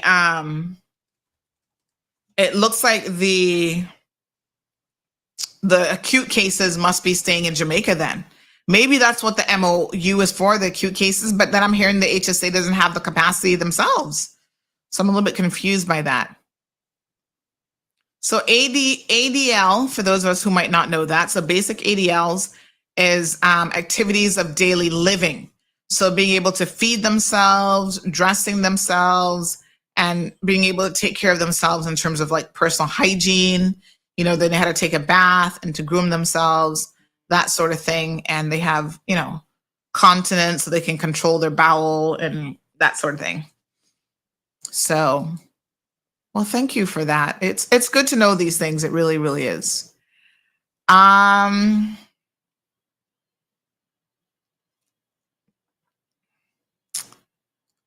So Garrett says, but you said that everyone gets a chance on your show, especially leading up to the election. No, what I've actually said, pay attention now.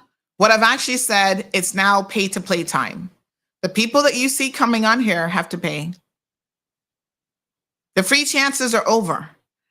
And so you're saying, why can't others get a chance? Oh, they can pay to come on. But what we want to hear is the allegations that have been made against them, which they've never corrected. They've never admitted to, they've never spoken about. In fact, they've done quite the opposite. And they have lied and made up stories on other people in terms of why they got fired from their jobs as deputy premier. You're telling me now, Garrett, that they're going to come with the truth? They're going to come and explain to us why they were terrorizing female members of the civil service, constantly sexually harassing them to the point where they were on the verge of a nervous breakdown. And some of them had to write formal letters of complaint to the deputy governor. We want to hear that behavior addressed because we've had enough of that kind of behavior. Is McKeeva Bush going to pay to come on the show and tell us why he can't stop being drunk and slobberly? We'd love for him to come on. But I'm just saying, well, who are you talking about? Oh, he said Chris is done. What a mess. Him and his fruitcake's been done. But who are you talking about then? Just come straight with the question. I don't know who you're talking about. Who needs a chance to come on the show and explain anything? Come on, Garrett, spill it. We not got all day. Oh God, justice will be served, says Alden should be reelected to save everyone from the other pandemic that is coming. Lord Jesus, you think Alden worried about you? He got the best job in the world right now. He's not running again. And he didn't save you from no pandemic. All he did was lock you down. All right, here's another case. And that was per legislation. Okay, the mental health landscape of Cayman, by the looks of things, requires better facilities overall that require like an ICU for acute medical cases, an interim facility like a general ward style care, and then possibly Point Siena. Cayman continues to evolve, and thank God we are a country that are now talking about mental health and speaking out. But when it comes to education, health, mental health, and security of our borders and country as a whole, there's absolutely no room for politics to be used as a political football on those issues. It must stop. Okay. Mm-hmm. Mm-hmm.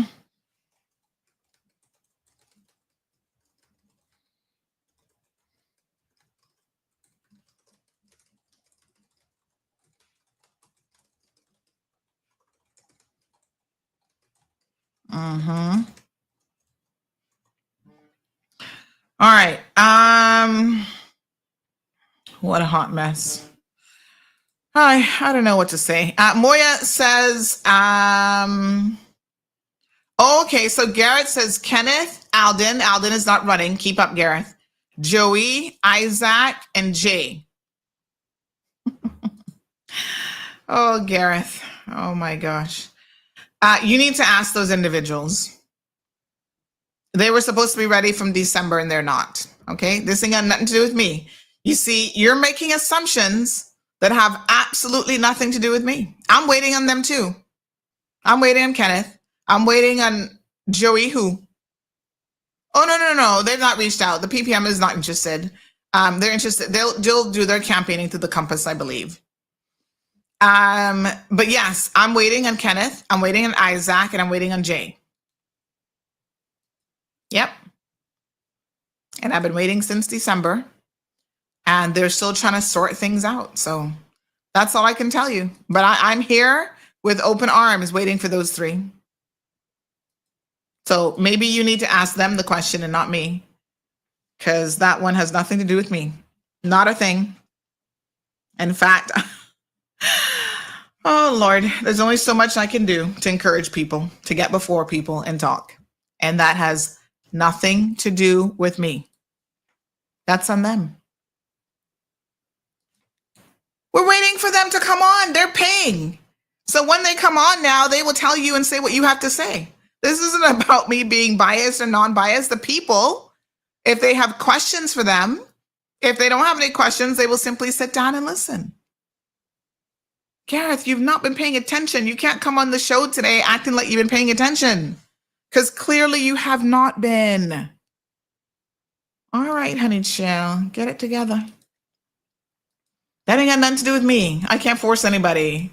They're sorting out stuff. That's all I can tell you. I want you to put up something for me, please. Okay. Send it. Good morning, James. If you're waiting on Jay, Lord help you. Jesus Christ. Oh, no, man. He said he's coming. But I mean, I don't know when.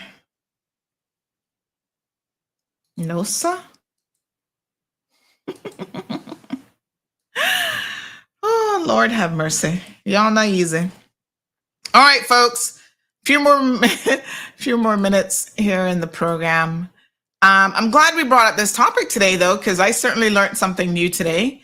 I didn't know that we had 8 patients here, so thank you for letting me know that. Because that's important. That's very, very important to know.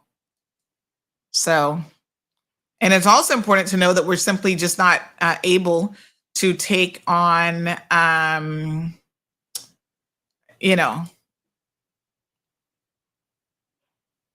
So Juliet says, well, Isaac not going back for East End, but who's going back instead is my question, or who's going? So far you have Delmira. You're going to put Delmira in over Isaac or what? And people saying that Arden said he's not running. So it's going to be Delmira versus Isaac. Is that what's going on? I mean, I don't know. I don't live in East End. So y'all need to tell me that. What's going on?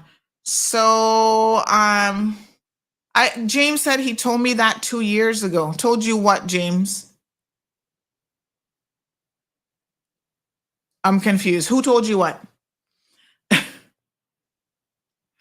Shaka says, wow, on that list, I can only say that there is 1, possibly 2, that actually care, but don't have the knowledge of leadership in any capacity. And the one that might have it is not running again. Oh, John McLean Jr. is running. Oh, yes. Right. Because East End, for such a small constituency, they can have about 6 people probably running in the end. And, John McLean, he has their packages. I've not heard anything from him in terms of that. So we'll see. How many times has John McLean ran now? He's ran a couple times, right?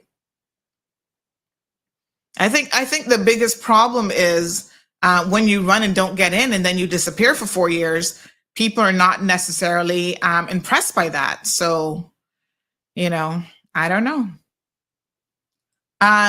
Craig for East End. Who's Craig? Craig who? Oh, Lord, what a mess. All right, somebody's missing a passport. Nicoy Barrett. They've looked everywhere. Nicoy Ricardo Barrett looking for a passport. If you find it, please turn it in.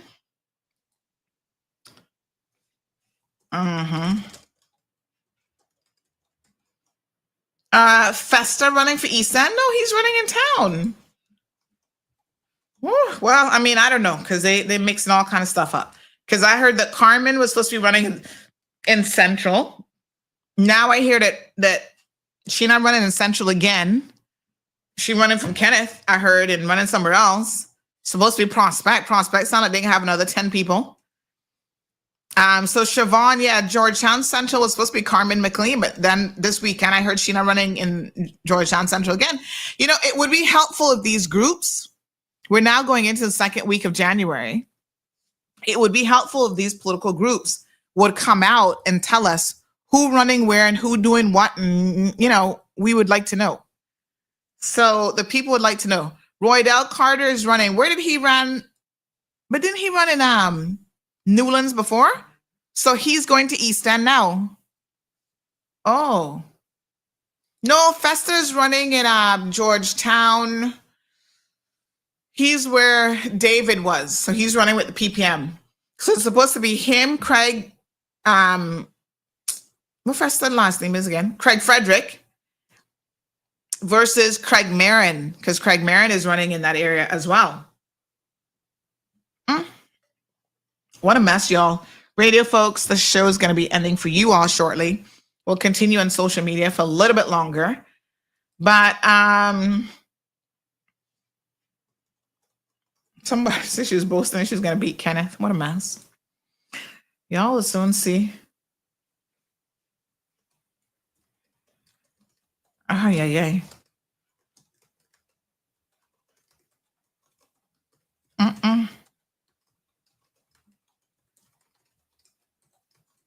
Hot mess. Oh, yeah. Carmen is running for Georgetown Central. But Strong Will, I heard this weekend she's changing and she's going to Prospect. You see, like I said, if her group would come forward and actually tell us who's running where, I think that would be immensely helpful.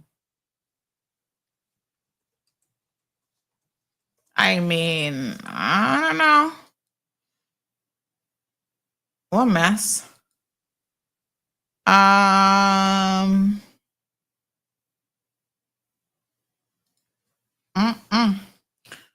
This person said she can't beat Sabrina either. Well, my God, we probably have a good 6-7 people running Prospect. You know what I would really love is that they have the 2 strongest candidates in any given constituency running head to head, and that's it. All of you who don't have a chance in hell, now if you want me to tell you who you are, we can do that. Sandra, I heard you call out a Leslie yesterday. I have no clue. Oh, I think that's somebody who's on some board or something, chair of the Public Lands Commission or something. I don't know who he is. Jaron Leslie or somebody? I don't know. Tartarian says, imagine Festa wants to fix my life.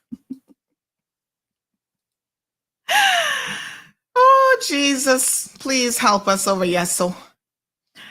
Tartarian, you too salty. Justice says, people are afraid to run because their secret might come out on your program about them being about them, even if it was 20 years ago. Which secret? Like people who were raping people, allegedly? Yeah, listen, if you have that kind of background, Justice, you shouldn't even bother. I mean, why? You mean to tell me, Justice, that we can't find 19 people who are not child molesters, rapists, thieves, scoundrels, and all that kind of stuff, drunk and wife beaters? Can it really be that difficult? And it wasn't no 20 years ago. His case was a couple years ago. And unfortunately, that's not the only allegation.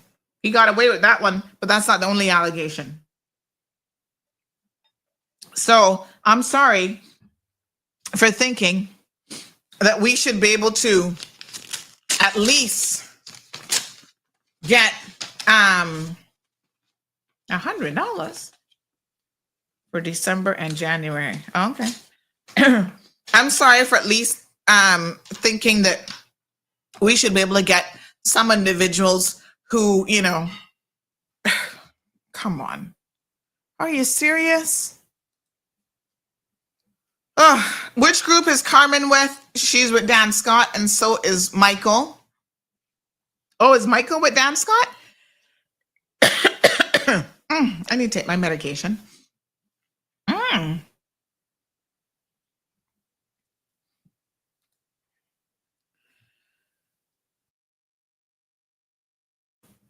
Oh, God.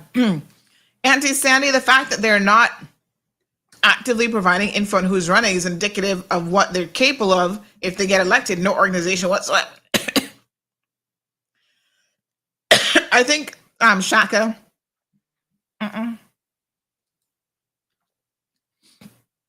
I think my sinuses are a little bit agitated. I need to take a, what's the allergy pill called? Claritin. Shaka, you know, I have to agree with you that here we are almost mid-January and these people have not yet come out and told us what is what. Michael is with Chris, as far as I know. Michael Miles is running with Chris. So who in their right mind would do that? Well, Lord Jesus, what a hot mess that can be. Wow. Okay, then. That's interesting. Huh. All right. Let me see if I can find that out, honey child, because that one sounds like a hot mess. Good morning, caller. Good morning, Sandy. Hey! Happy New Year to you. Kenneth, good morning. How are you doing? Good. Happy New Year. Happy New Year and Happy New Year to all your listeners. I was just getting ready to go into the office for a meeting and overheard your show.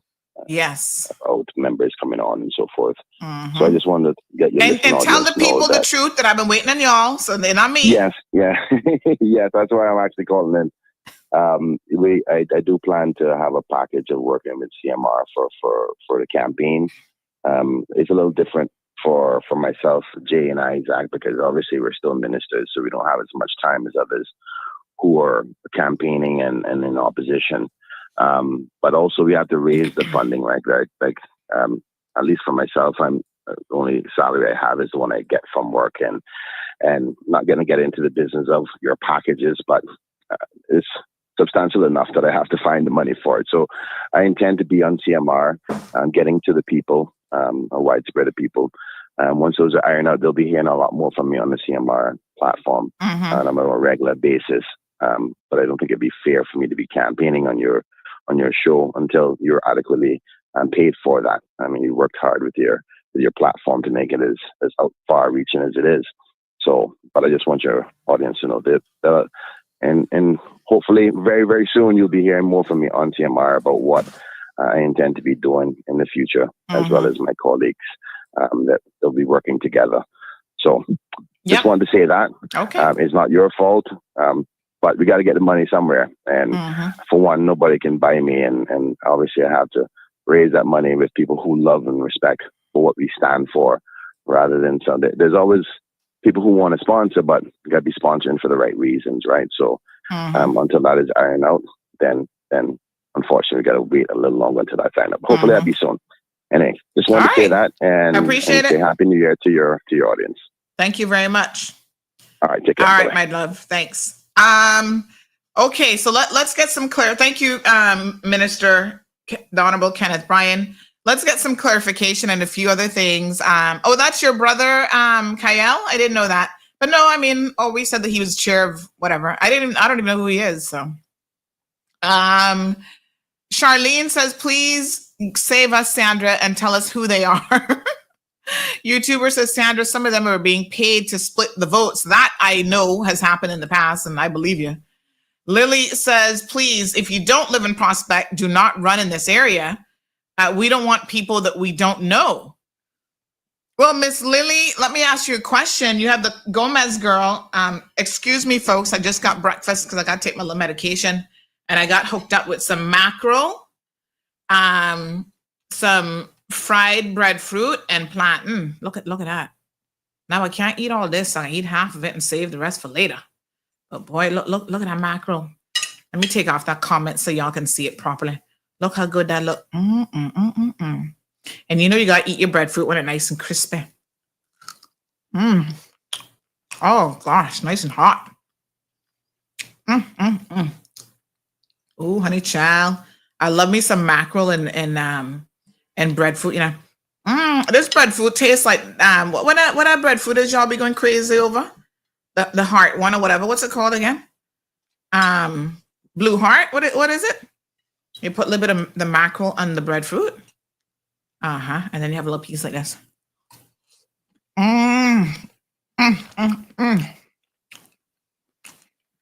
Oh my gosh, so good. Oh my goodness, this is so delicious. I'm sorry, I got to eat to take my medication. And y'all know I love me a plantain, boy. Jeez, peace. Nothing like some ripe plantain. Yes, sir. And this is nice. Look how nice and ripe that is. Oh my God, look at that.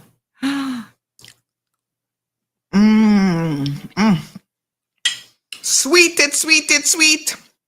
All right, I'm not going to torture you guys by watching me eat. So I'm going to stop my camera for a minute while I have my breakfast. And let's continue talking. All right.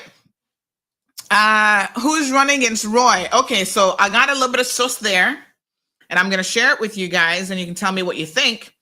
So my sources, I just found this out a couple of days ago, actually, that Teresa Lewis, Pitcairn, Soka, don't come tell me I pronounced it wrong. No, you know.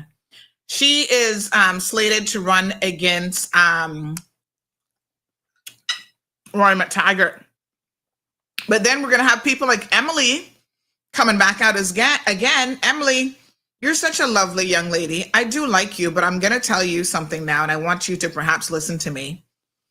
I don't know where you've been in the past 4 years, but you've not done anything to set yourself up to be successful in the next election. So maybe think about allowing just Roy and Teresa to go head to head and see what happens.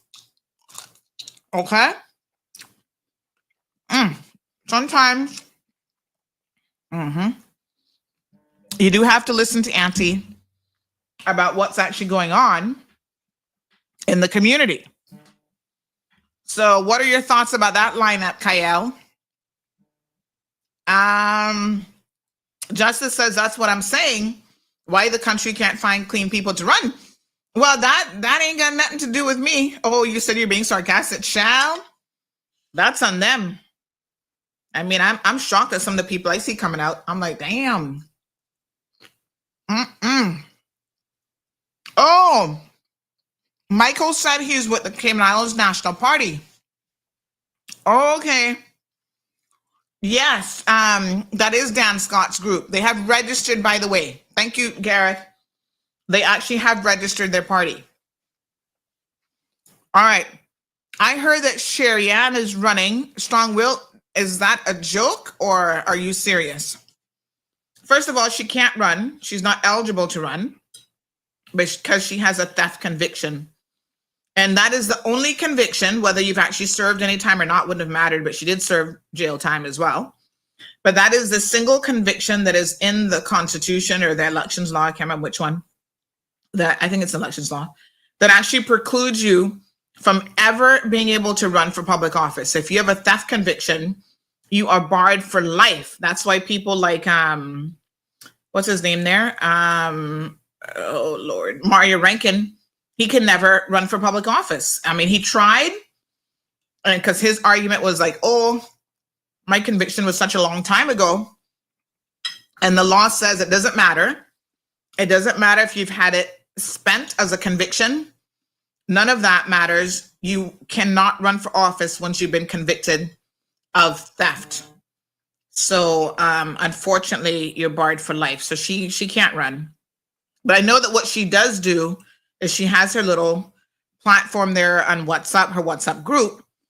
And so she works with people like Chris Saunders and a few others. I can't remember who else she's worked with to try to get them elected.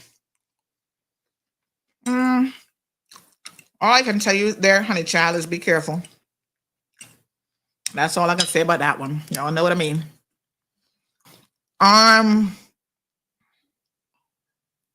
Shaka says K-Man has to stand up and expect more.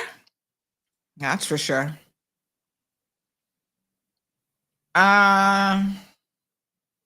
Paul says, can you tell me why it's okay to repair dump truck at the ALT roundabout rather than tow it to a safe location? Is that what happened yesterday? I actually passed that, and I wasn't sure what was going on. I saw him broken down, and then I saw something in front of him, but I couldn't look for too long because I didn't want to cause an accident myself. But yeah, that would have made sense to move it. But once again, as you rightfully said, it's a free-for-all in the roadway. People just do whatever the hell they want. It doesn't seem to matter.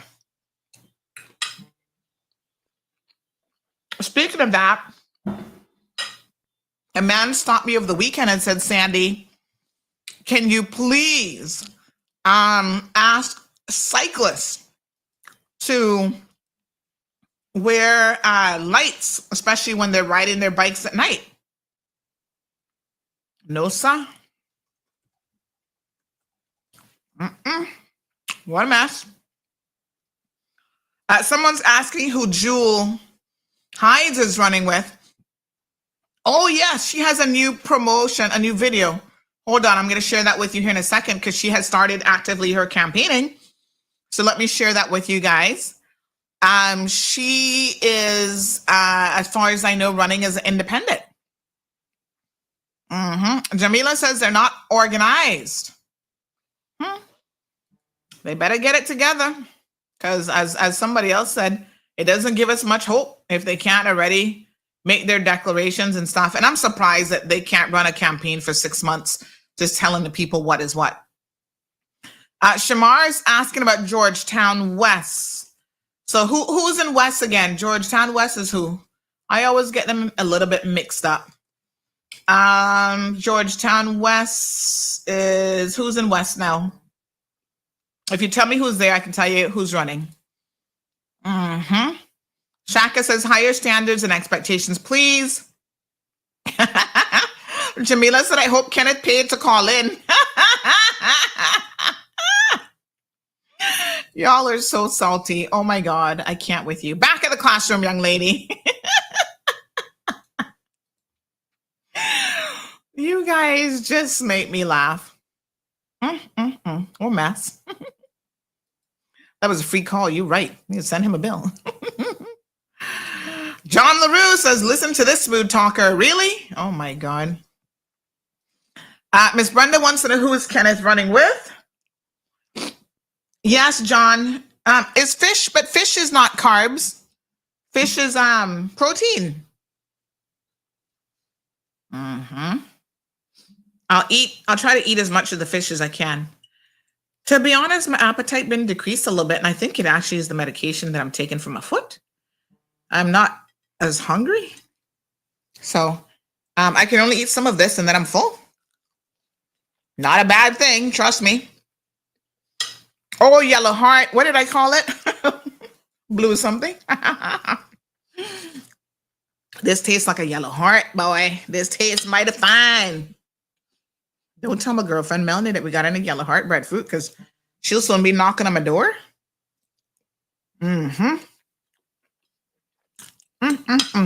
Anyway, I'm done.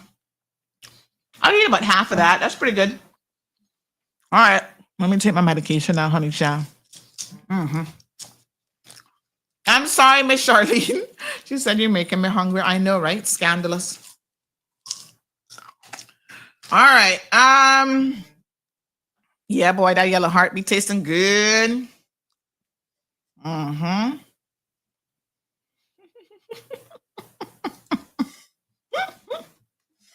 Strong will say, you too extra. I know, right? That food just be good. Yeah, I ate a few pieces of the platen, but yeah, I can't eat no more. I'm full. Mm-hmm. Everybody know the good breadfruit. Carmen, who? Lord Jesus, you did not just ask that question. This is why they need to come out beforehand. So you're not asking me a question like Carmen, who?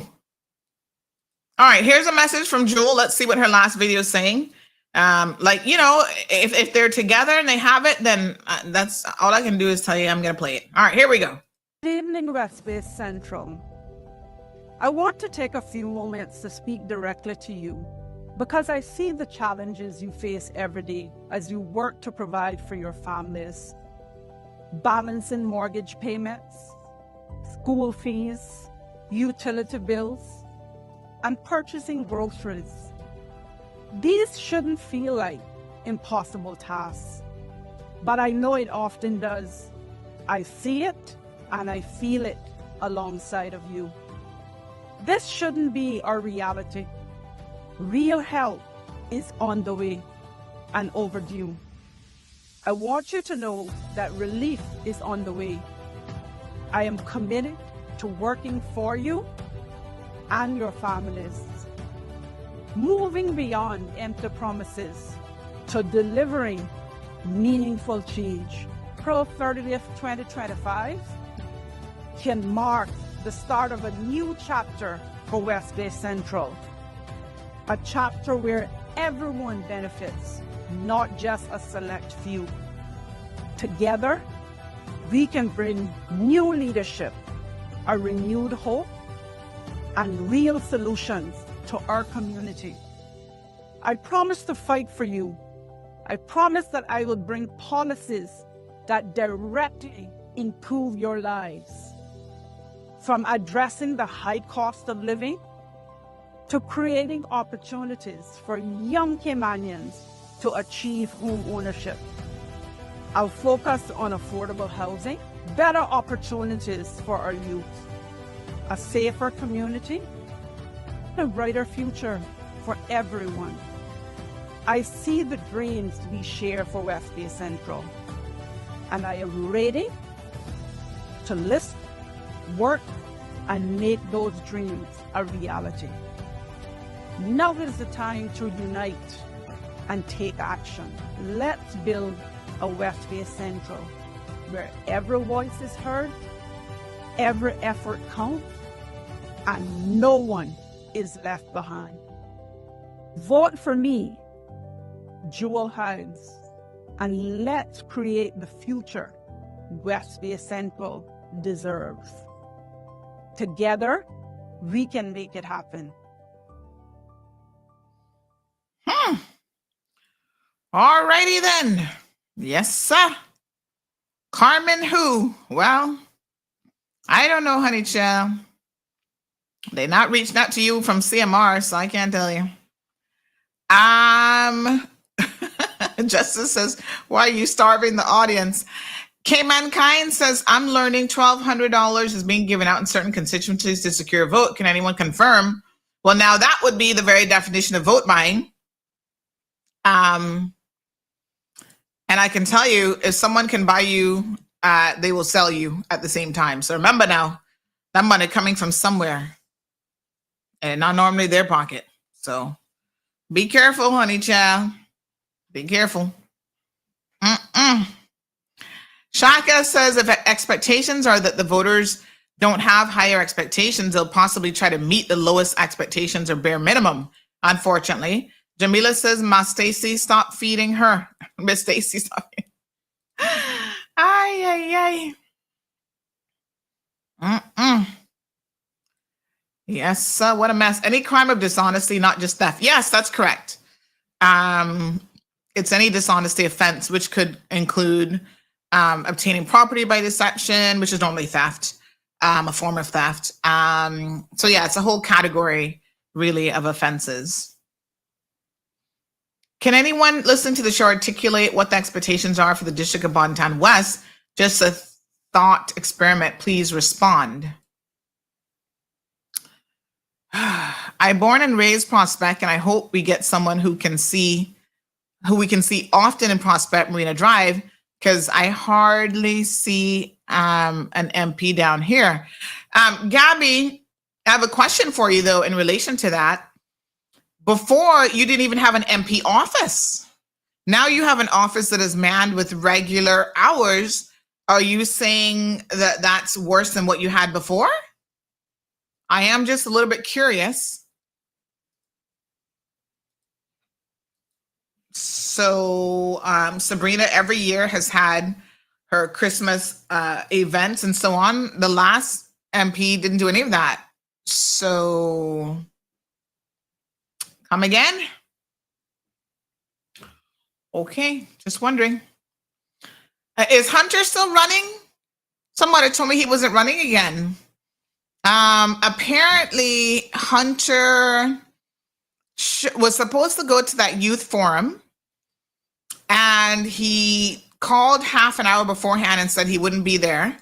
There were other people who claimed that they're running, sitting in the audience at the youth forum, but didn't get on stage to participate, which I don't understand. Why were they sitting in the audience? This is not a spectator sport. Running for politics, folks, is not a spectator sport. Get your rear end in there. I mean, I don't understand that. What a mess. Since we have elections in April, do you think things like Carnival and other big events should be put off? When are those happening? I mean, I guess life goes on. So I don't know.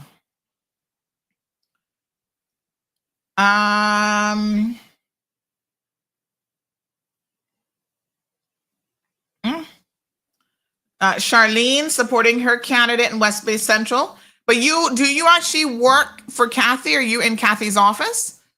So I think people know you're on her board or something now, right? Or something or another. Kathy has had an interesting time of it. Jamila says, yes, Jewel.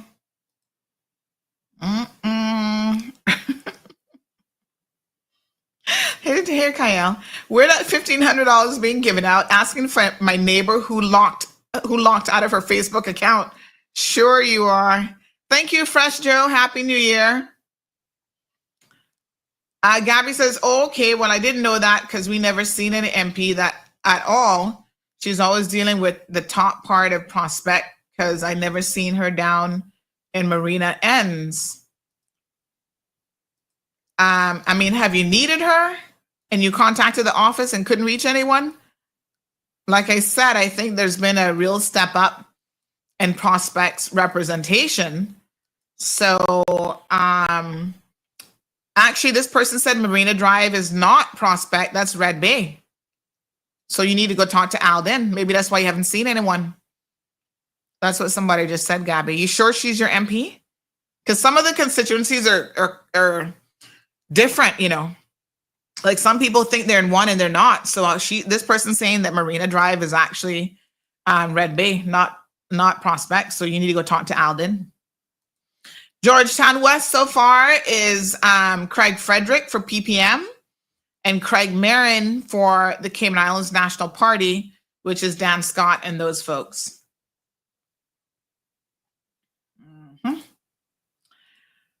This person says Kathy has her work cut out for her.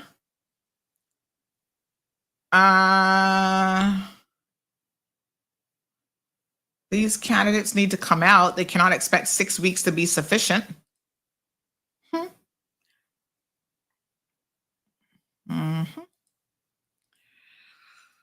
Child, all I can tell you is they look like they're struggling. I mean, I don't know. I don't understand what the struggle is. I don't know why it's so hard. Somebody said Marina Drive, left of Omega Whirlwind, is actually Red Bay. Even Prospect Drive is in Red Bay, not Prospect. Send to Mr. to who? Please, Gava final on the tree. What the hell that is?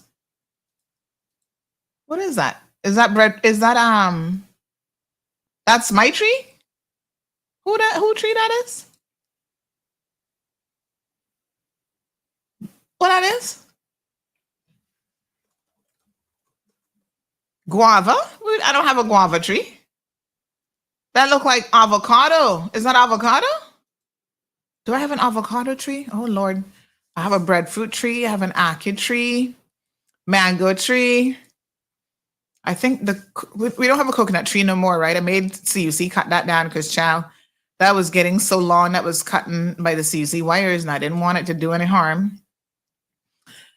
Ms. Brenda says, Gabby, most MPs are invisible throughout the 4 years, but 3 months before election, you get an overdose of them. Ms. Jules in the house. She says, good morning, Sandra. Wishing everyone a great day. All right, honey, chill. Jamila says, Brenda, yep, they're popping up like flies. Ooh, can't stand flies. Jules says, it's time for real change in West Bay Central. West Bay East. Who's in West Bay East now? Okay, so Georgetown West, that's where David is now. Supposedly, he's not running. PPM is running Craig Frederick, aka Festa, in his place. And then we have Craig Marin, who's running with the CNP, which is the Cayman Islands National Party. Let me be here. Let me see here now. Who else? There is no West Bay East constituency. So we have West Bay Central, West Bay North, West Bay West. Where is there has to be a West Bay. There's no West Bay East? What else is there in West Bay? There's 4 in West Bay. West Bay Central, North, West, West Bay South. So there is no West Bay East constituency. And South is Andre, right? Central is Kathy. West Bay West is McKeeva Bush. And West Bay North is, what's his name there? I need to write all these down, Shal. West Bay North is, what's his name again? Oh, Lord, the one that you never see. But definitely that one now is oh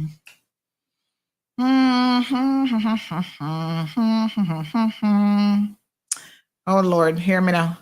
Ralston, and he's coming back on the show. So yeah, I need to put up my map. I do. I'm gonna, as a matter of fact, I'll put that on my to-do list here today. So do you know who is in Chris's group? He's holding that close to his heart. Can't get any info on him and his team. That's because he not got none. I don't know what he lying to y'all for. Making y'all believe he got people running for him. No, I can tell you straight up. Nobody wants to run with Chris. He is politically tainted. Nobody wants to run with Chris. Not even his comrades who've worked with him, the ministers and stuff like that. That's the truth. I'm telling y'all the truth. Okay, so West Bay East. There is no West Bay East. But this person said they're registered in West Bay East. That's what their registration card says. What the hell?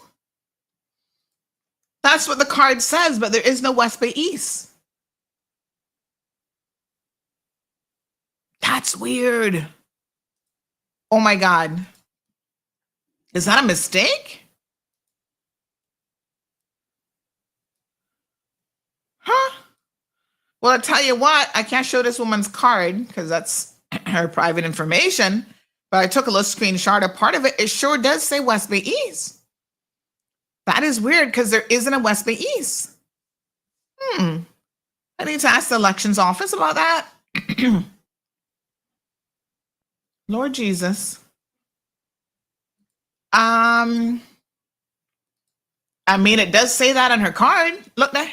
It says West Bay East Division. Weird.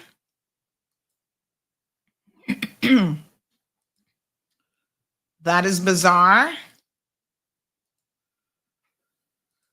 What a hot mess. All right.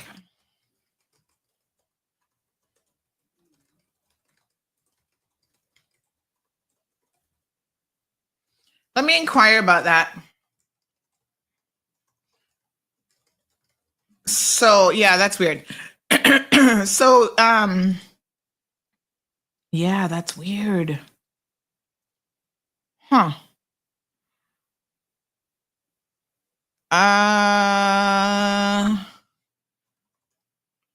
Very strange. All right. Well, we have the constituency map, which I need to put up in my office now. No, it's not a mistake. It used to be West Bay East before we had one man, one vote, and she needs an updated voter's card. Oh, but before we had one man, one vote, we didn't have it divided like West Bay, North, West, Central, and whatever, but that was still on the card? Huh. We also had West Bay, Northwest. What? Oh. Okay. Thanks for that explanation. All right, I'll let her know. I think I may need a new card myself now that you mention it. You know, I don't even know where my voter's card is, somewhere around here.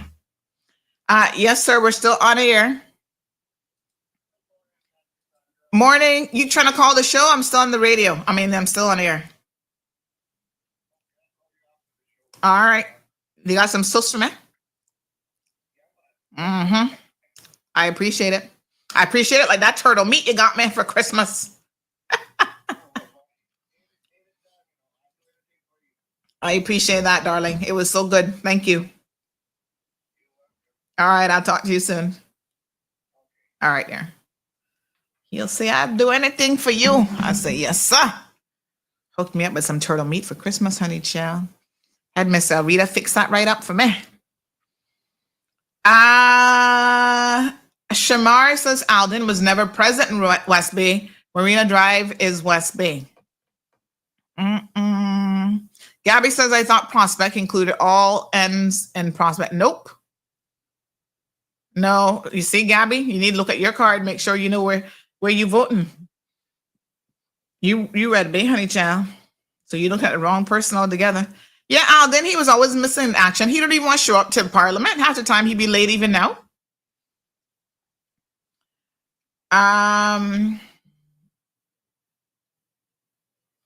Well, they have that. Tartarian says MPs do get very busy. They should consider having a representative to send out in the community to gather information, and that should be a job created. But they have their constituency office, and then some of them have, like committee members and stuff like that. But sometimes you don't want anyone else to, do certain things but you. But yeah, they're only one person. So that is why they need to have, I think, West Bay South. Thank you. That is why they need to have a better organizational component to their office. Some of them, let me be honest, some of them have never managed anything in their lives. They barely had a job themselves. So they get a constituency budget. It's supposed to be used to find an office. A lot of them don't have a constituency office. Shall we go through the list of who has an office and who doesn't have an office? Does McKeeva have an office? Bernie Bush, I don't think has an office. So they're getting this money from Parliament to have an office and they don't have one. Andre, where's Andre's office? Kathy, I know, had an office. I'm sure she still has that. I think Andre has an office. I can't remember. Was he in Centennial Towers? I think he was there, but then he moved or something, right? And he went somewhere else. That's probably too expensive. Who else has an office? Let's go through. That's West Bay. Mac office is at the local bar, whichever one he can get to quickest. Let's come down this way. Isaac has an office. That's East End. North Side, where's Jay's office? He has an office? I know Kenneth has always had an office there, and I'm sure it's still there. Chris Saunders has no office that I can recall. But at one point he said he had a virtual office that his mother was working in.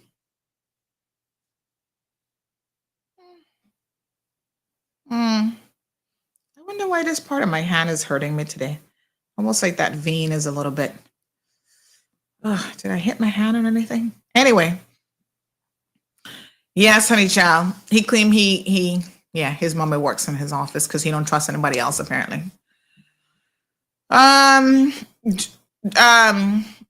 John, he had an office because he had that lady that passed away working in his office. I don't know where it is though. Does he still have an office? Cayman Brock says MP Chris Saunders is a bona fide deceitful liar.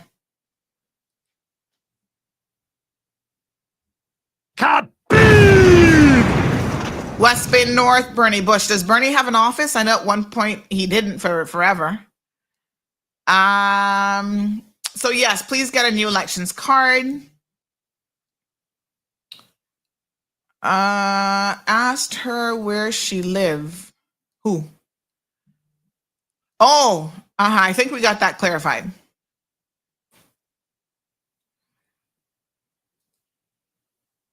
I never paid that close attention to my card. I need to find my card.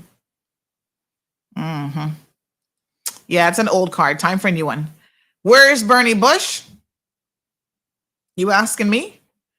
I can tell you where Rolson's going to be on the 17th. He's coming on the show. What a hot mess.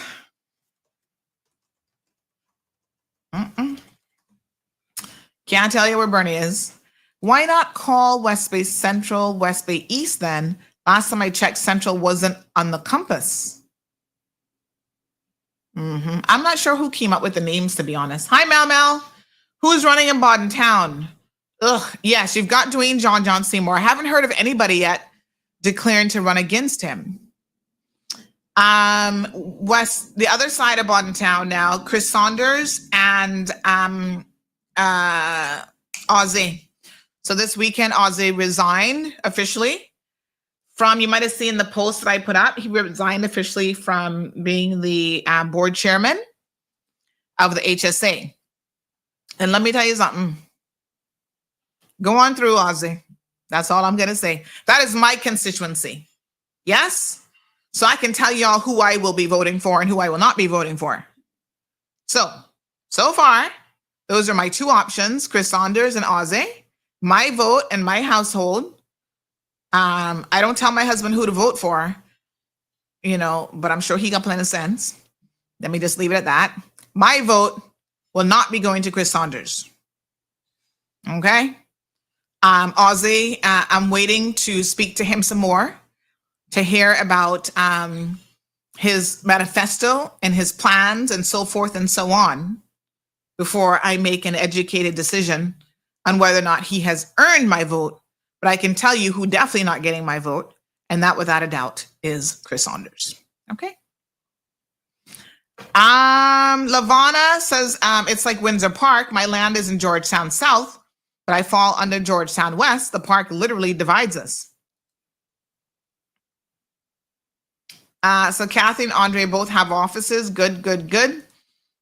His is on Willie Farrington Drive. Okay. All right. Yeah. Okay.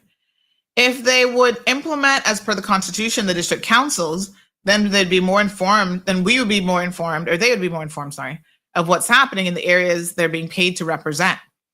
And I don't really think that district council is going to work. Like, what do you think, my love? I don't know. You guys were surprised that Julie getting all this money, but we talked about this like several years ago. Hold on one second now, honey child. Let me tell you how far back CMR actually covered this, and it shows me how little y'all really paying attention. We talked about these MP salaries back in, back That might have been 2021. Back on January the 5th of 2021, we did a whole show on this where I broke down, oh God, that was this whole Skylar Mack thing. Oh, y'all remember that? What a mess. But yes, I talked about all of the MP salaries and allowances. She gets extra because of Cayman Bratt. So does Moses Kirkernel. They get extra for housing. I'm going to give you all the links so you can go back and listen to yourself. They get a housing allowance, transportation, one pile of foolishness. So they basically get, I think, an extra 5 or 10 grand a month, something, because they're from the BRAC. I think we need to revisit that, like, honestly. Most of them have homes here anyway. And what are we giving them allowance for? Don't they get to travel free on Cayman Airways?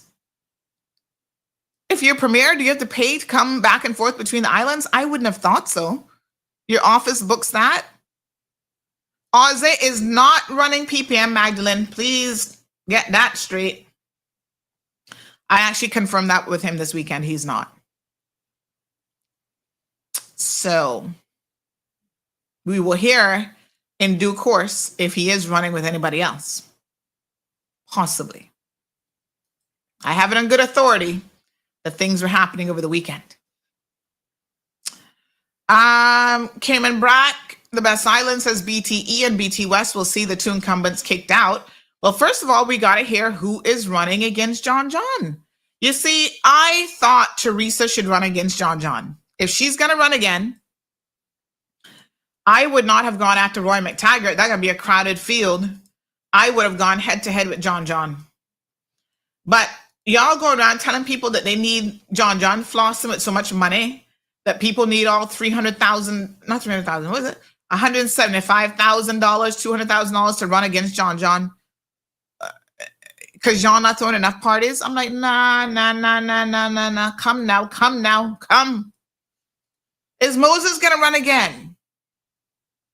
Because apparently he is, I don't think he's incredibly well.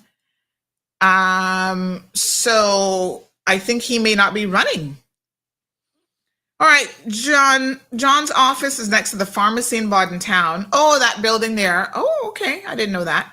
If Chris can't trust anyone, why should we trust him? We shouldn't. If you know what I know. This person says, do you know who's running in West Bay North, apart from Rolston and Bernie? Oh, thank you so much.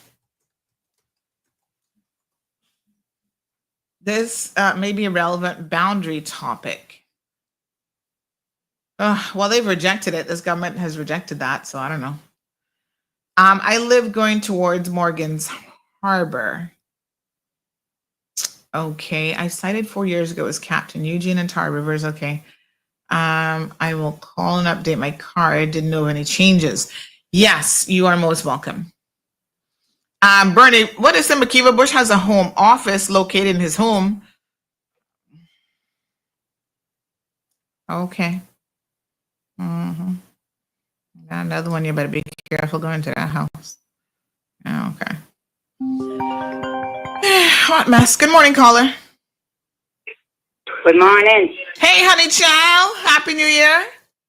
Same to you, but no happiness and I was going doctor with my husband went out. But listen, one say you make like it, but nobody, none of good or nobody running against John because I can lose him. He's another diehard McKeever. Then, but the section that he in, I can tell you for fact, them Bodden Towners got him cooked. If he do go back in, it would be very surprising to me.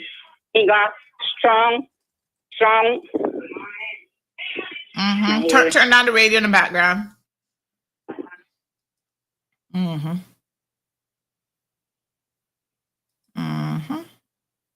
You hearing me? Yes, ma'am.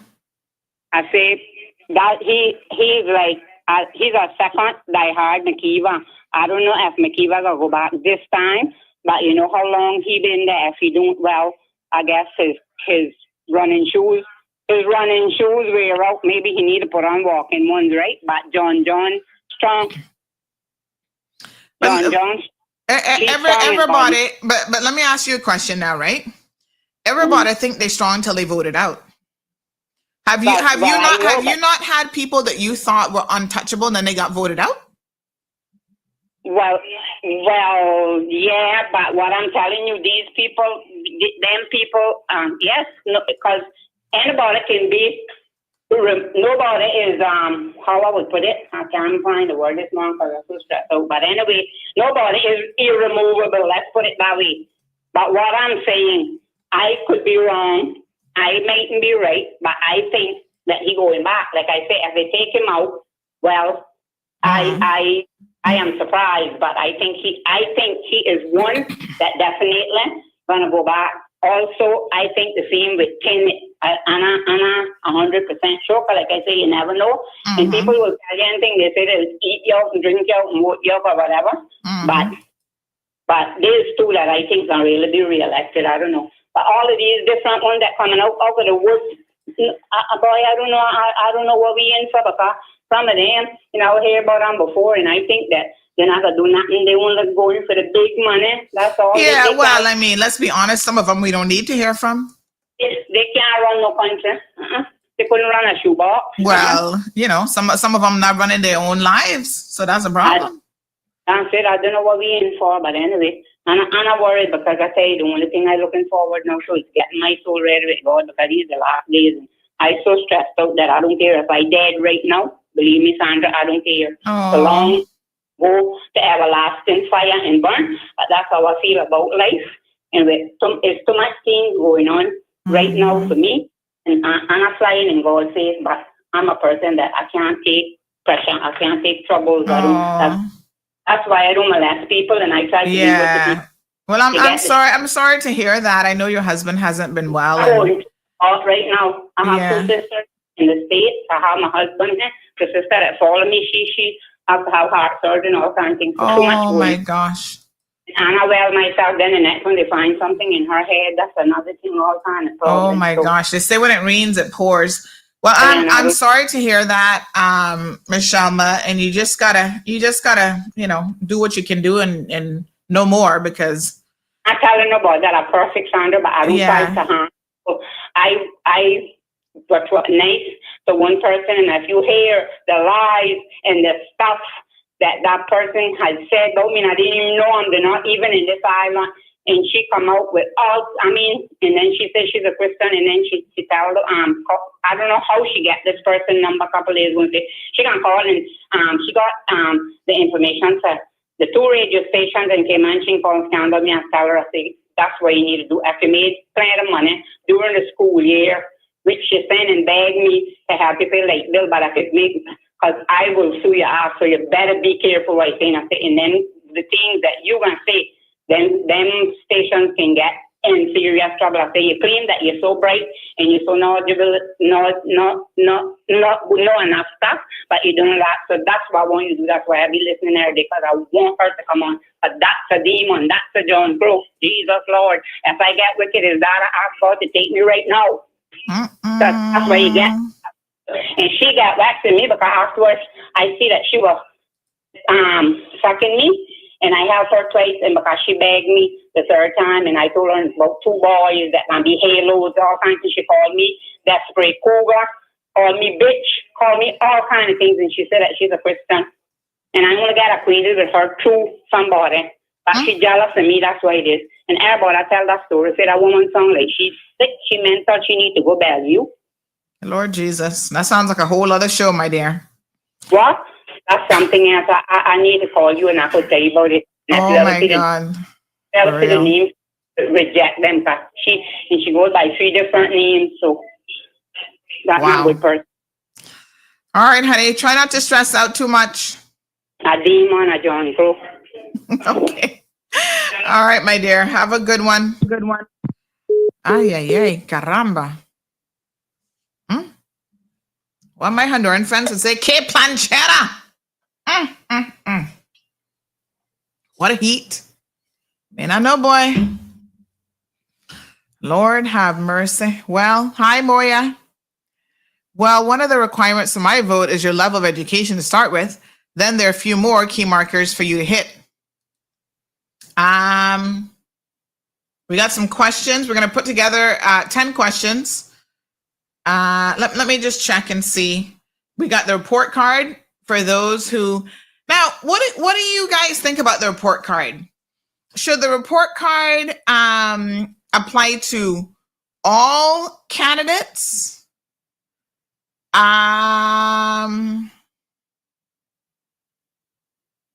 Let me see here now. I think so. Let me just review the report card sample that we had. Let me see. Where is that one again? All right. Yes. Hold on. Let me find the report card. Politician report card. So this was a draft, so we can definitely fix this up a little bit more, but this is what we were proposing to use. And give me your feedback on this in terms of what we should do here, okay? Good morning, caller. Good morning. Morning. How are you? I'm good. Happy New Year. Happy New Year. Thank you so much. You're welcome. How was Christmas for you?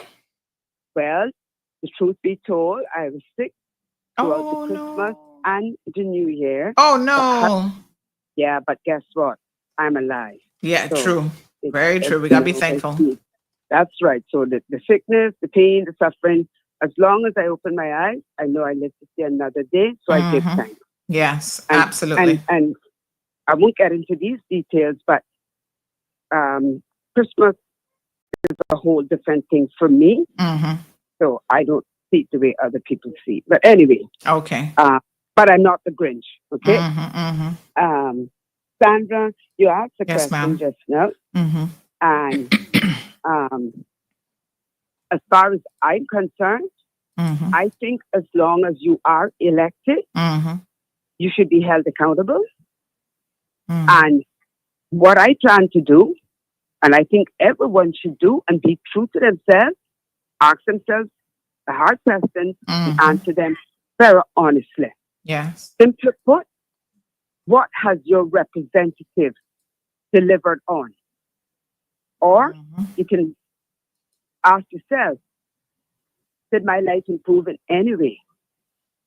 And you can look at different things from a national standpoint, and then look at it from the standpoint of your constituency.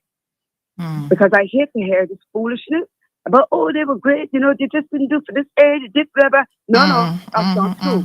Because if you ain't looking out for your area, you ain't looking out for nowhere else. And I keep saying to people, and I will hammer this one home, I don't care who won't listen to me. When somebody, whether they're in already or it's a newcomer, when they come around, have your questions to ask them also. But everybody will have different concerns and they will be at different levels. But have your questions ready. And if they don't have time to sit with you to answer, that's a good sign. If they're going to see the wrong doctor, you need a second opinion. And also, if it's an incumbent, obviously there will be different questions, and you tick them off. How much did they deliver on? I can't tell anyone how to vote, but I would encourage everyone, please educate yourself. One more important thing. You need to ask the bold question of who's financing you. And if they can't answer you, or they refuse to answer you, or if they answer you and you don't like that answer, because the answer to that question tells you who their handlers are. And none of them, except for maybe one, can finance themselves. And even that is extremely dangerous. So be careful. Be very careful. Be very wise. Be very knowledgeable. Just remember, we got one vote, and it's a lot more valuable than you know. That's why you want it. It's like a blue chip stock, okay? Trading very high. So don't sell yours for cheap. Anyway, Sandra. Thank you. Want to wish you all the very best. Thank you so much. Success, all the good things for 2025 and beyond. Thank you. I appreciate it. Same to you, my dear. Bye-bye. Okay, bye-bye. Yes, I mean, some good points. We really need to think carefully about who we're voting for. Island Pearl says, what are your thoughts on an MP, children or child that are of age but are not registered to vote? Well, it's the same thought for anybody who is of age and not registered to vote. Get registered. There's absolutely no reason why you should be of age and not registered to vote. I don't care who you are. I don't care who your mama is and who your papa is. Get registered to vote. It's as simple as that. So Kyle says, no bother, not taking out John. John, those are famous last words of the Titanic. They said the Titanic wasn't going to sink either. Don't think your britch is too big that you can't be removed. As Cayman Brack said, he's been removed before. The people of Boston Town have voted him out before. And it's sad that somebody can think that they are so secured and so well entrenched that nobody can move them. God will move you. You sit there.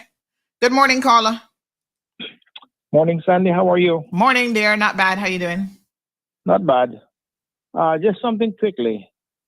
This thing about people donating funds for the candidates that are running. Mm-hmm. You got a lot of people here are multimillionaires who's backing some of these politicians so they can get what they want. Mm-hmm. It should be actually illegal for anybody to give donations about campaigning. It should be you get in on your own merits, nothing else. It should be absolutely illegal to fund any politician. That's how it should be. And until we get something more in a hard code that say you cannot give anybody these kind of things, we are not going to get anything, because it could be some of the best people running, but if they don't have the finance to get themselves where they should be, we're going to be in the same shoe. Thank you so much, Sandy. Thank you, my dear. Yeah, I mean, there's a whole lot of questions, to be quite frank and honest, around campaign funding. And a lot of people are funding you because they have their own political agenda that they're going to work from the background. So that's a valid point. It's some good questions. Ms. Brenda made some really excellent points as well. I'm a little bit surprised that people decide to run for public office and they haven't figured out the financing. I'm going to be honest with you, and this goes for both incumbents and new people. I'm not necessarily opposed to campaign fundraising because, I know that there is an element of that that can certainly happen. Political parties and stuff have members that might contribute. They might have events, dinners, and so on. But I do think it's an area that is ripe for abuse. And so therefore, that means that legislatively, you should tighten it up quite a bit. Mandatory reporting is something that in the past has been floated around. There are many ways in which the process can be much more transparent. But what you will have happening, and I suppose to some degree, this might be impossible to work around, is you might have people funding individuals throughout the entire 4 years, and they're not calling it campaign fundraising because it's not specific to their reelection, because that's not going to happen until a couple months before the election cycle, but they're still funding them. I have a saying, he who controls the purse controls the person. That's why I don't like nobody controlling my purse but me, honey child. So that's something to really, really think carefully about. Now, if you were planning to run, you've ran in the past, surely you must have thought about, right, in the upcoming election, I'm going to run again. Would you not have been sorting out your finances to ensure that that's in place and you're not scrambling last minute trying to find donors or trying to find money? Kenneth said, okay, he makes his salary. Like everybody else, he's got his bills to pay. Everybody has their bills to pay. But I mean, to me, you gotta figure this out long before the couple months before an election. Even the newcomers, how you gonna tell people you want to run for public office, but you don't have your money straight? You don't know how you're gonna pay for it. This isn't something that at this stage of the game you should still be trying to figure out. Yes, Miss Brenda, that's probably the better way that we're more familiar with. The man that pays the piper calls the tune. My saying is you control the purse, you control the person. So be very, very careful. What a mess. Marshall says, look at how long John McLean Sr. and Ard McLean were in power, and they're both voted out. So no one should think that they can't be removed. And I mean, John McLean Sr., I think that one was more of a shock because he had been there for such a long time. Nobody thought that he could be moved. But don't be so sure. You just need a formidable opponent. Who is going to run against John? That is indeed the $1 million question.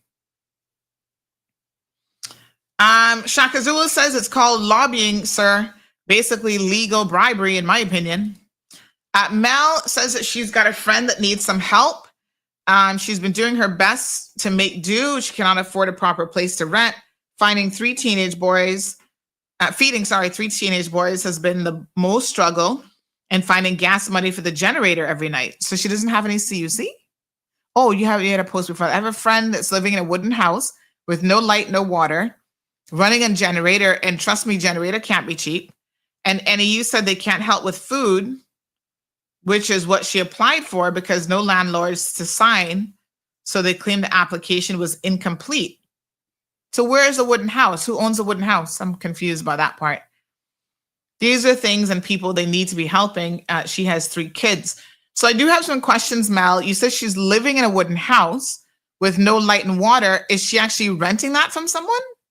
Because that shouldn't even be a space that would be available to rent. But I am a little bit confused about that. Does she have a job? Perhaps if you can tell us a little bit more about her situation, that would be useful to see how best to help her. Tartarian says the caller's right, Cayman is small. Why do they have to receive so much funding to run? That's because the voters are expecting all these kicks back and money. I mean, I've heard of voters tell people that, they can't come to their yard unless they come in with a certain amount of money in their hand. It's ridiculous. So that's why the voters, y'all get what you get, You get what you deserve because you allow people to be able to buy your vote. And then when they have to sell you down the river to pay for, pay back that money in one way or another, y'all salt. And your life is no better for it. I can assure you of that. So, no, sir. Tartarian also says, if I was running, I'd be on YouTube every day. Well, I mean, that might be part of your strategy, but that can't be the only thing, right? So she is paying rent. So why doesn't that landlord sign the document? I'm confused then.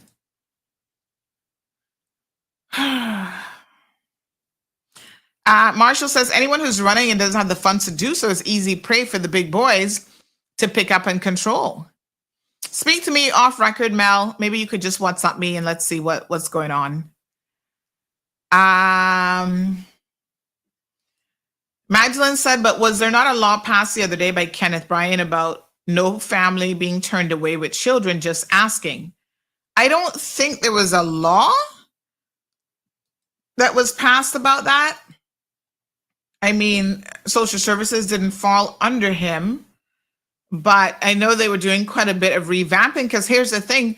There's so many people taking advantage of NAU that the ones who are perhaps really in need are, not getting the help that they could get if so many people weren't abusing the system and the budget wasn't mad over budget. Oh my goodness. Soka said Mr. Howell didn't exactly explain the question about Caymanians living abroad and then voting in Cayman. I remember him saying that they could register to vote as long as they hadn't given up their Cayman citizenship. But if a Caymanian had lived abroad for more than 2 years, you cannot register to vote in Cayman. Once registered to vote in the U.S., you can live the rest of your life in Tristan da Cunha and still vote in the U.S. So our laws are different because it says something about being regularly and ordinarily resident, something to that wording here.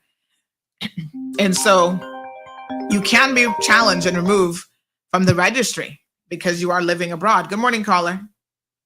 I say me again. I just called in to say this, but I know I might get flag fit, but I'm not gonna vote for none because I need a room and a bathroom in my house. Stop fixing none. I mean, gonna give me that. That's too much, so they won't get my vote. What a mess. All right, my dear. That is a mess. Thanks very much. They're not willing to give all of that, so that's what my vote for this year. Oh Lord. A bathroom and a house top fix. I'm not gonna vote for none.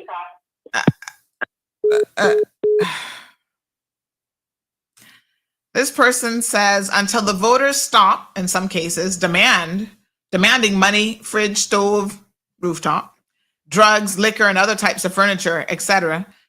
Some very desperate politicians will continue to need outside funding to feed and give them handouts for a vote.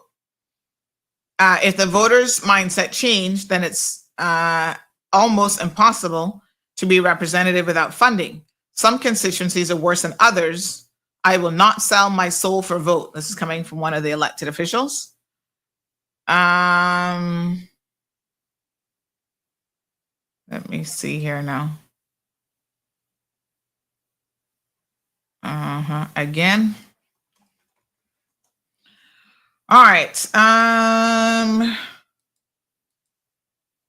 Let me see.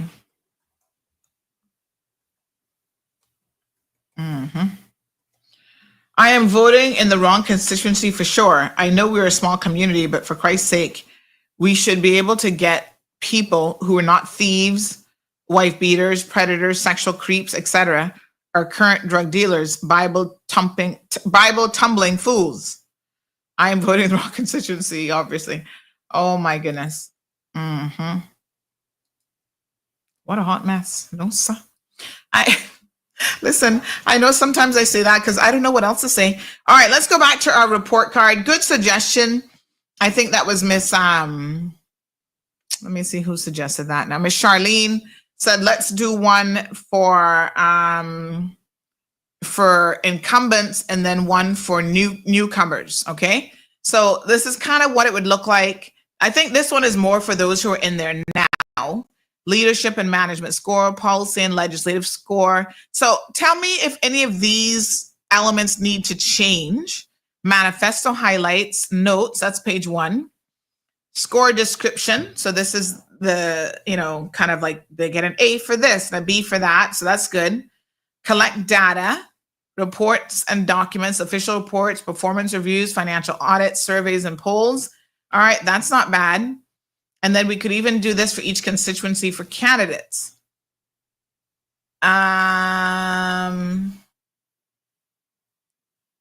Okay. That's for like ministers. All right. So I think this is a good start, but I do think we need to consider what we're looking for newcomers, because obviously they're not going to have a manifesto previously. And then for people who've been in there, I need to ask about this page here. But I like the concept of a report card, scandal score. Lord Jesus. Makiva, his would be, he'd get an A for that. That's one area he'd definitely get an A. So I do think that this is a good start, and we need to tweak this a little bit. So anybody who wants to send in your recommendations and how to tweak this and what you'd like to see for the new candidates, please feel free to do so. Shioma says the Cubans are using up all the NAU resources. That's not true. Shioma, that is not true at all. NAU has been hemorrhaging money long before the situation with the Cubans. There are Caymanians who every single day get up and refuse to work and would rather take advantage of the system. And you better believe they have more children than they know what to do with. I don't know why y'all keep having children if you can't afford them, Nobody told you to get pregnant, first of all. You do know that there's something called birth control. It works wonders. Let me say it again. It works wonders. 99% accurate. Because I know I can't tell y'all to stop fornicating because that clearly don't work. How can you have children and you don't have a job? I mean, we really need to expect a little bit more of some of our people as well. It's not all the politicians' faults. Some of y'all just don't know how to make good decisions. How you can't feed yourself, but yet you aren't going to have children? Jesus, how does that work? That don't make no sense.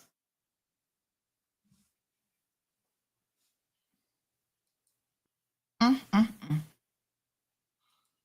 don't know what's wrong with y'all, No, sir. Having kids is expensive. Let me tell you, and I only got one. And if you want them to have a quality of life, that's the thing. If you don't care about the quality of life, then yeah, keep having them. And the poor children can suffer. Things cost money, education. You want them to travel and be able to take a little trip here and there. Every time they go to the store, God knows they want something. You got to be feeding them. You can't have them and not give them food. Buying them little books and stuff. If they want to go movies, child, you're going to be broke for the weekend.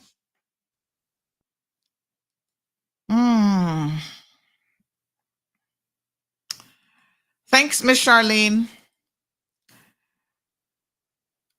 Justice will be served, says laughing out loud. Caymanians have kids and then blame others when they can't get free money.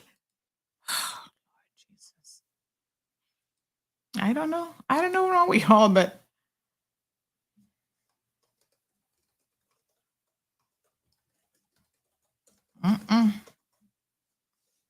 what a mess.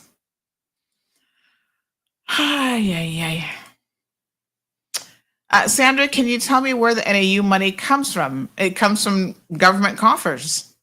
So government makes money from fees, all sorts of fees. This year, they've increased fees on corporate services because we're hemorrhaging so much money on capital projects. Let's talk about that. The school that we can't afford in Cayman Brac. Every time they give civil servants pay increases, extra money, they claim that, that's coming from this budget where we had reserves. How can you have a specific area of government that has reserves, but overall government is close to being on the brink of not being able to have a balanced budget? Like, that doesn't make any sense. You can't have that. That's like me saying, let me break it down for you in a way that maybe is easier to understand, right? That's like me saying I have a household budget. Entertainment, this part of the pie. Food, this is my food budget. School, education, this.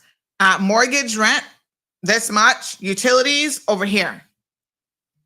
Say my projection for utilities was less than I thought. So I have savings over in the utilities corner. Not likely, but let's just say, right? But then my food budget is blown out. Entertainment budget is blown out. Education budget came in right where it's supposed to be. Mortgage, because the increase in interest rates, that's gone over budget.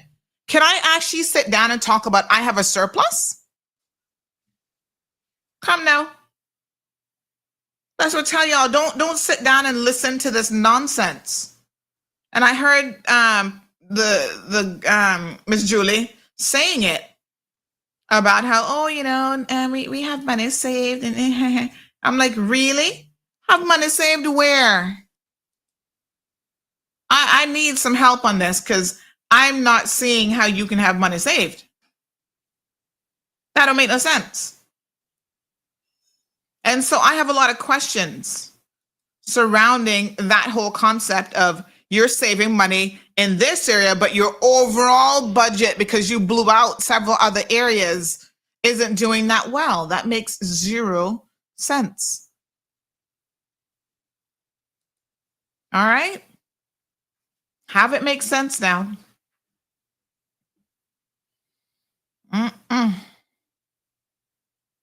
Get it together. What a mess. Oh, Lord Jesus, give me strength, because we gonna need it round, yeah. So yeah, it all comes in from all the different areas that government collects money. Every single thing that you pay for. And y'all look like you don't like saving money. That's a problem when you're a government. Everybody wants to just buy whatever they want and spend whatever they want. Those government officials never needed all those cars. And I'm going to say it again. I don't care who like it. They did not all need a Tahoe. Now they got drunk in McKeever Drive down and one till he crashed and kill somebody. And I hope to God y'all sue government for every dollar they got.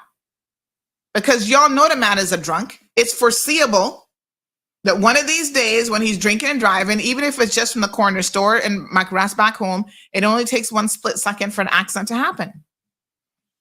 And the day that he kills somebody, poor loved ones, what y'all gonna say and do then? The government should be held accountable for that. Why give him a government vehicle? How would a man be?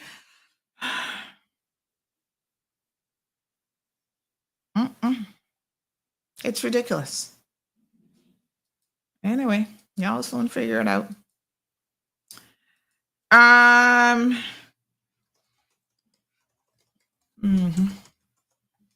Somebody says, is Julie running? She claims that she isn't.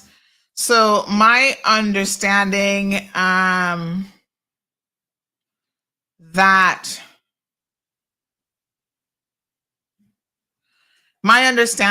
that her handpicked person to replace her is the deputy district commissioner, Mr. Mark Tibbetts. Is Mark the first name? And so she has selected him, and I have a problem with these MPs thinking they can handpick and select people. But anyway, she has selected him to be her replacement, has been grooming him. In fact, I got some sauce. Y'all come closer. Oh, this is Health City calling me. I wonder if I got some results or something. Hello, good morning. Hi there. Oh, hi.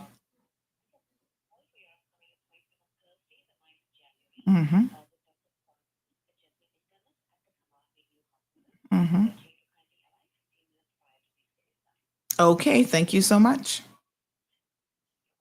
Alrighty, you too, bye-bye. All right, reminding me about my appointment coming up on Thursday. I gotta put that in my calendar. So y'all trying to remind me. I got to end the show early because I think I gotta be there for like 10 o'clock or something.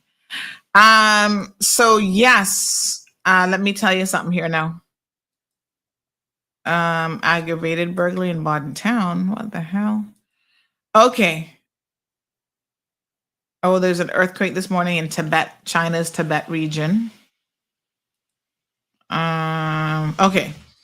So, all right. What was I telling you about now? I can't remember. Chill, honey, chill.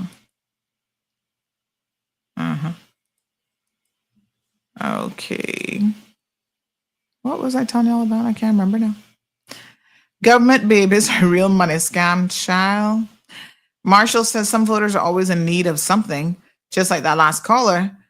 So there will always be corrupt politicians looking for those kind of people. What a mess. Oh, yes. I was going to tell you some sauce. Gather around. Get closer. Okay, listen. So Mark Tibbetts is supposed to be running in Miss Julie's spot. What his name again is? Oh, Lord. What's his name?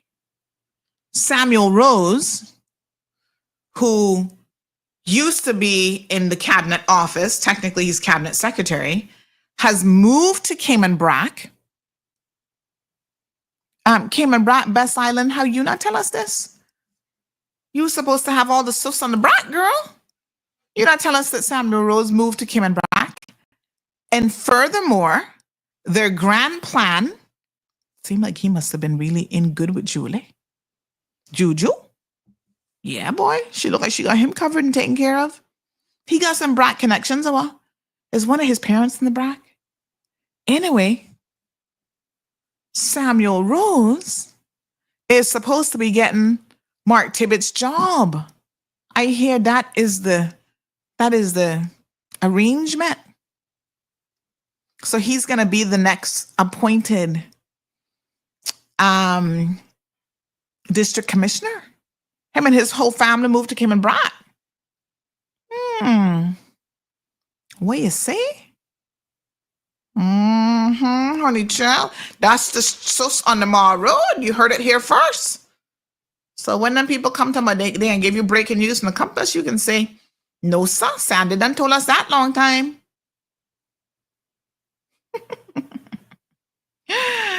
What a heat. Yes, my dear child. I tell you. Wow. That's where it's at. Oh, Lord. Sam has a house in Cayman Brac for a long time. Well, now he's moved there permanently? Yes, sir. Juliana and Tibbetts, isn't that a step down from cabinet secretary to district commissioner? No, I don't think it is a step down, actually. I don't know what the pay grade is. But basically the district commissioner is like the equivalent of almost the premier for Cayman Brac is what I'm hearing. That how they treat the district commissioner? Oh, this person's saying, but in terms of a hierarchy, they fall under chief officer. But Sam Rose, doesn't he fall under chief officer as well? This person said he'd be a fool to think Julie will help him. Well, what if this other guy doesn't get elected? Then what? Let me see. There should be a government organizational chart.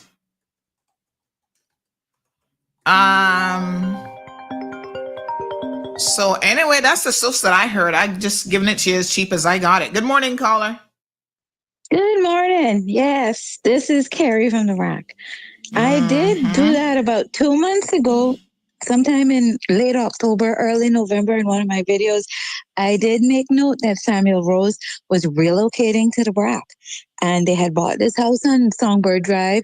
They did a lot of modifications to it. They even did you hear about him getting this next job? Yes. Oh. I heard about that. The person who told me was really close up in the department there, so I didn't really want to talk about it yet. But yeah, he is they've set him up to take over should Mark get elected. And probably he will, because all them new credit accounts gone up, and he's storing out for people to get food on credit. Yeah, we know vote buying is in many ways up here. Yeah, Mark has set himself up to What store does he have? He has a store in the back? The one in the bite. But before you get to Tibbetts Turn going east, it's called L&M Superstore. It was the first. His Leroy and Melise, that was his mom and dad's name. L&M Superstore. Yeah. So yeah, we heard all about that. We know all about that. We know the minute he got this district commissioner position, he went and expanded all the property that him and Kurt Tibbetts owned there on the block. Ton of it, acres and acres of land. So they're going to be, subdividing that. And if he get elected, we know what I mean. They already use public funds to pave the road and expand it. I did a video of it and put it up there on my page showing it everything that they did right under Miss Julie knows, because it's right in her area. You can connect to right on her road from that other road. Now this land that she bought for the high school, wasn't Mark Tibbetts one of the people who actually owned that land? It was the Tibbetts family. And actually, if you really want to know the background on that, you ask Ruth Ann. Trust me. That was a Mama Gwine going on with the Tibbetts family land. That the land was siphoned off from them and never gave any of the family any money from it.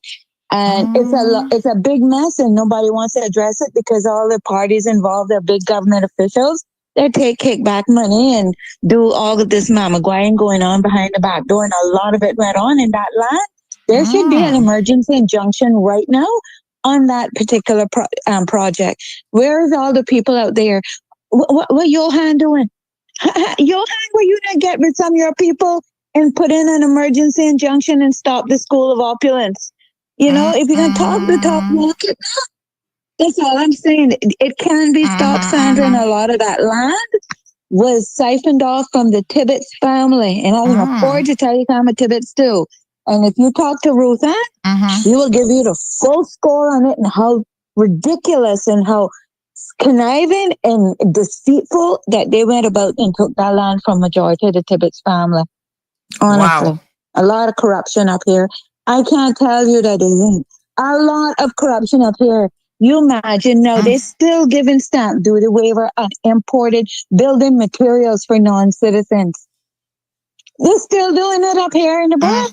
Why is that still being allowed? Why are we not giving that stamp duty to our own people for buying a second property or a second piece of land or whatever?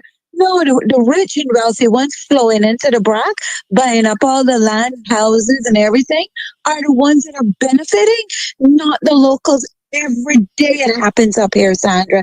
Every single day. The corruption rules in the Brock. Corruption runs the Brock, actually. That's what's going on. And I can afford to tell you, I've been here 3.5 years. I ain't talking shit out of my head. I'm talking the truth. And people normally don't really want to appreciate truth tellers. And that's the truth. And you can talk that, you can walk that, you can come and see it. Blatant corruption, mountains of it in the Brock. Anyway, my God, what a mess. Thank you very much. Appreciate it. Wow. Ay, ay, ay. What a thing. All right. Well, as we get more information, we will certainly be posting it up, folks. Please don't forget to register to vote. This is very, very important. The deadline is coming up on the 15th. So you've got a week left? Let me double check now. Today's the 7th. So not a whole lot of time. Let me open up my little calendar. Today's the 7th. So next week, Wednesday, is the deadline. They're going to have some extended hours, different locations around the island. I get out there and register to vote. I dragged my husband out this weekend, made sure that he got registered to vote. In fact, I almost forgot about it. And then after I had my appointment Saturday morning, I did my executive health check. Something he said to me about, what we're going to do this afternoon. I said, let me think about it. Gigi had a little play date of sorts. So I was going to take her for that after her hair appointment. And then I said, I know what we need to do. You need to get registered to vote. And said, And so I called on my way down from East End. I called the elections office. They're fully staffed. They're there. And I said, please let me know what he needs to bring with him. They said, all he needs is passport, status letter, proof of status, and his birth certificate. I said, no problem. I stopped home, picked up those 3 pieces of paper, went and picked up Gigi from her hair appointment. I even took her with me because she needs to understand she's only 8 years old. She wanted to register too. She's like, Mom, can I register? She doesn't know what we're registering for. I said, no, you're not eligible yet. That's not what this is. But I said, don't worry. You will be. And why are these people sending me a bill talking about technician?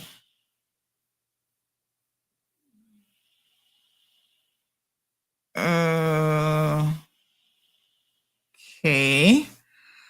All right. So yes, so it was very, very easy to do. Nothing difficult. And that was it. So we just got it done.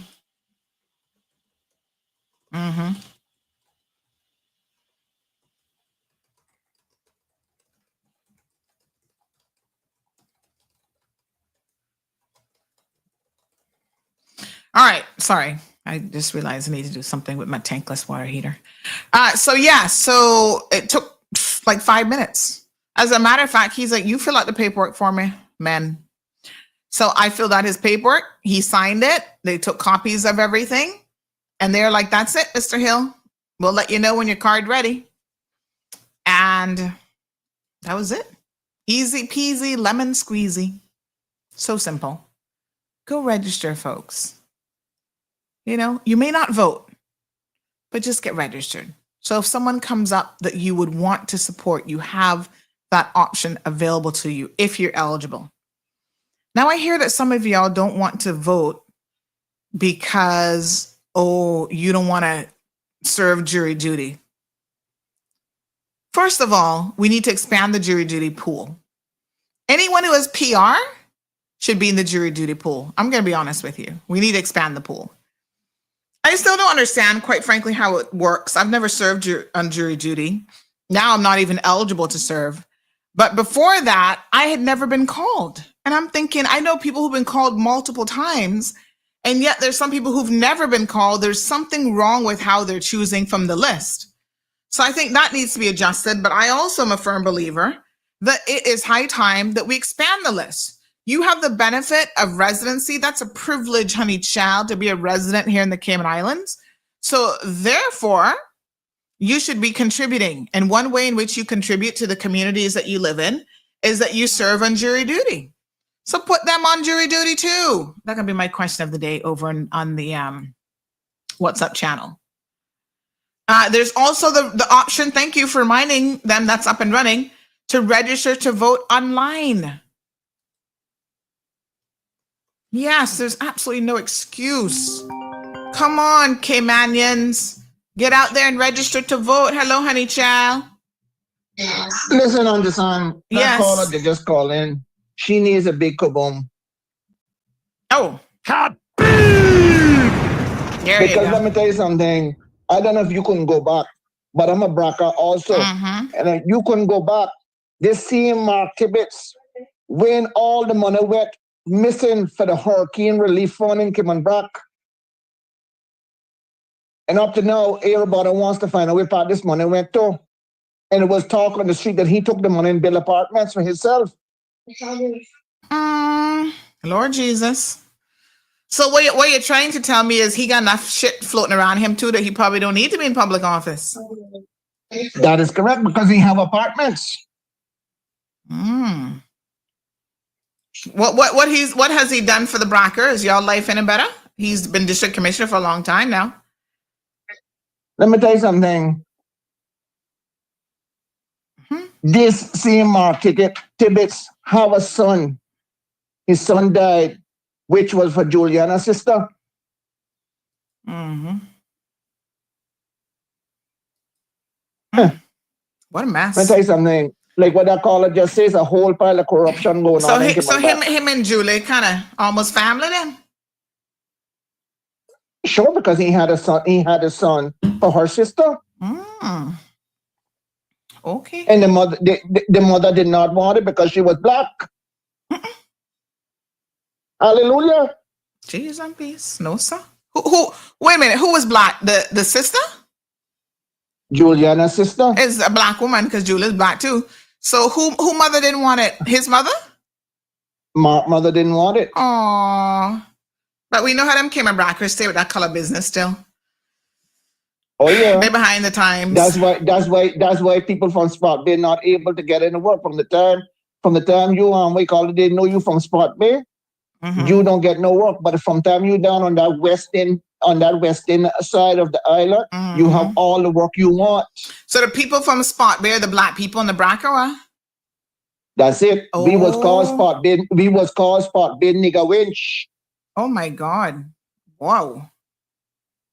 And when we used to go to West End, me as a little young boy going to West End to work to sweep yard.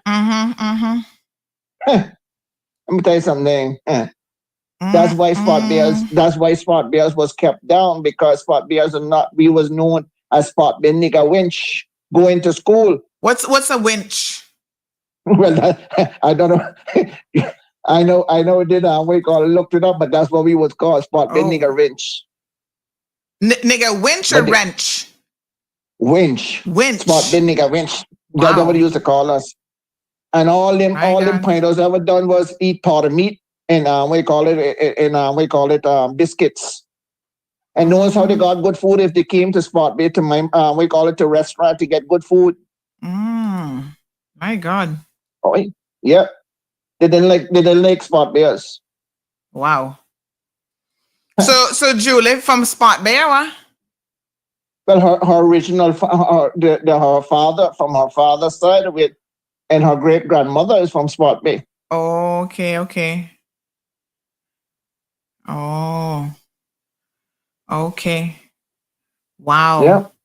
So, what happened to the child then? The child's okay? No, the child died. Oh, the child died.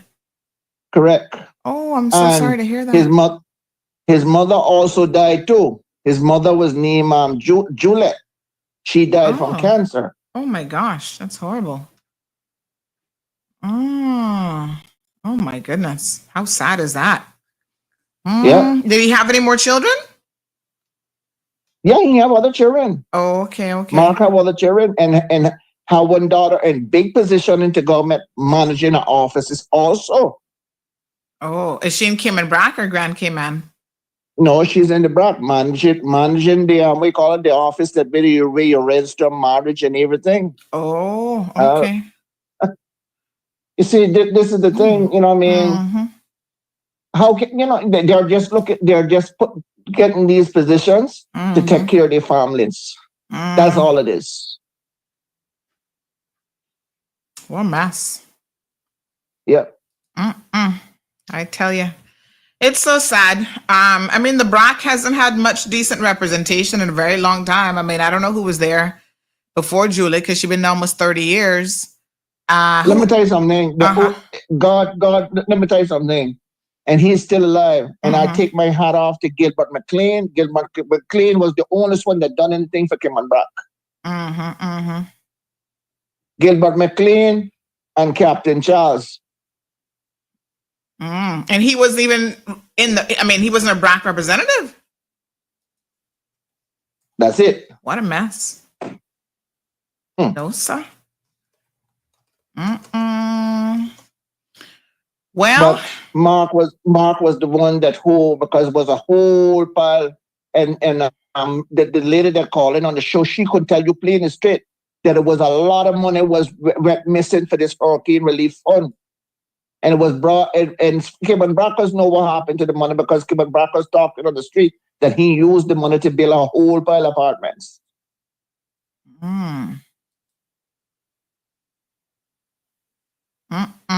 What a hot mess. But who else running for the Brac that might be a better alternative? Dan Scott. He's throwing his name in. Pardon? Dan Scott is, as far as I know, throwing his name into Cayman Brac. And who else do we have? Well, Dan Scott, let me tell you something. He will do a remarkable job for we call it for Cayman Brac. Because number one, he already made life. He already have it. He's not going there to look it. Right. Would you expect him, because he doesn't live in the Brac full time, would Brackers say he won? Would Brackers expect him to move back to Cayman Brac? Well, let me tell you something, Auntie Sad. What he have done when this hurricane was coming, Juliana never done because plenty of people went to, we call it, to her pastor was delivering plywood, and because your name is not on the list, you're not getting no plywood. But it was not that way with Dan Scott. Hallelujah. Wow. And he had people there putting the plywood on the houses for you. Okay. So Cayman Brackers need to wake up and select people that who gonna be there for them in the good time and the bad time. Yeah. But would you expect him to move to Cayman Brac if he was elected? He will do so. He will do so. Okay. Correct. I mean, yeah. I mean, you would hope the Brac representatives would be stationed there full time. But all right. Well, the Brac politics sounds very, very interesting. Yeah. Yep. Thanks so much for your contribution. And I'm hoping that some people who have ran in the past will decide to sit this one out so that it's again just two of them head to head and may the people make the right decision. Yeah, the Brackers need to sit down and realize that we call it the who was there before for 30 odd years, done nothing. Yep. Thank you, my darling. I appreciate it. You have a good day. Thanks, you too. So it's always interesting to hear these historical bits and pieces, because trust me, I know that Cayman Brac has an issue even now. There's certain people that you talk to there that you can tell that they're not used to Black people, you know. Oh God. You get the sense of they don't even want to talk to you because you're Black. Yeah. So I've always heard that the Brac was a little bit different. Like, you know, if you're a Black person, when I ask them for a glass of water, they're going to give it to you in a plastic cup that then they can throw away because, yeah, they can't even give you water and wash it kind of thing because they're very prejudiced. So sad. Somebody says Juliet's son was killed in a car accident. I think Juliana helped raise him, her nephew. Oh, wow. What a mess. That's why the Brac, that's why they have such a fond love of all things Texas country music. They used to get a Texas radio station, and they thought that it was white, you see. Somebody asked the question, but does Cayman have white people? Yeah, I mean, Cayman white, which means that there's probably a little bit of Negro blood in there somewhere down the line. But, you know, I guess we'd still consider them white folks as such. They can pass for white anyway. That's fine. It'd be so good if we lived in a world where color was not something that we ever had to focus on. Trust me. I remember when I first came back to Cayman, I had a friend. She'd be but if you were telling us like, oh, I met somebody, but man, I can't really remember the name. Well, what do they look like? Are they like high yellow? I'm like, what? Because, you know, when you come from the States, you only see two colors. There's black and white. It's very much black and white. And there's no high yellow, no light brown, no medium brown, no dark brown. Caymanians got all these shades of color. And I'm just like, I don't know what those shades mean. Are we not all the same, you know, black-ish? I mean, however you want to take that. Justice says, what if your husband vote for who he wants and not who you vote for? Well, he can vote for who he wants. I mean, I'm sure of that. You're saying, what if we have a difference of opinion on who to vote for? Well, this is going to be his first time voting. My husband is not really a political person, first of all. And so we don't really talk politics in our household as such. So I don't even know if I'm going to ask him who he's voting for. I may not ask him who he's voting for. I'm not sure. But he's a very intelligent person. I mean, he's nobody's fool. So I would say that, you know, the average politician bringing him a fruitcake for the last couple of years is not going to fool him either. You know, he would be looking at actions. Yeah. So I don't know. Not sure if it will be a conversation that we will need to have.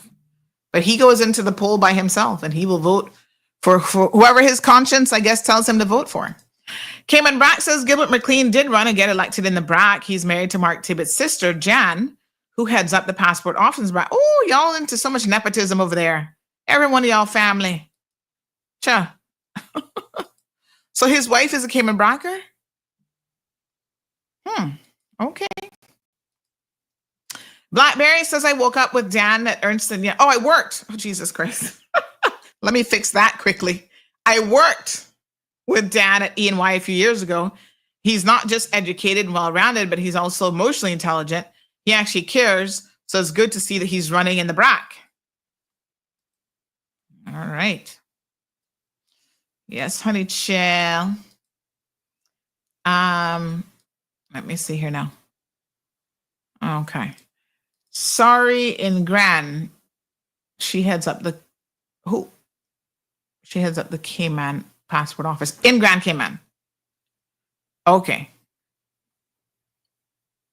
Oh, and that's Mark Tibbetts' sister. Wow. Racism is still alive in the USA. Oh, child. Oh, honey, please. This man would not touch Kamala's hand when he was swearing in his wife. But he not black. This was yesterday, believe it or not. But he look black to me. Who he is? Oh, this is another guy. Oh, he's the one who posted it. A husband of GOP senator refuses to shake Kamala Harris's hand. Wow. Yeah. Oh, America. I'm so disappointed. Racism is definitely alive and well there. Trust and believe me when I tell you. And it's now so much more acceptable because, you know, the leadership is kind of about that life to just be blatantly racist. Oh, so sad.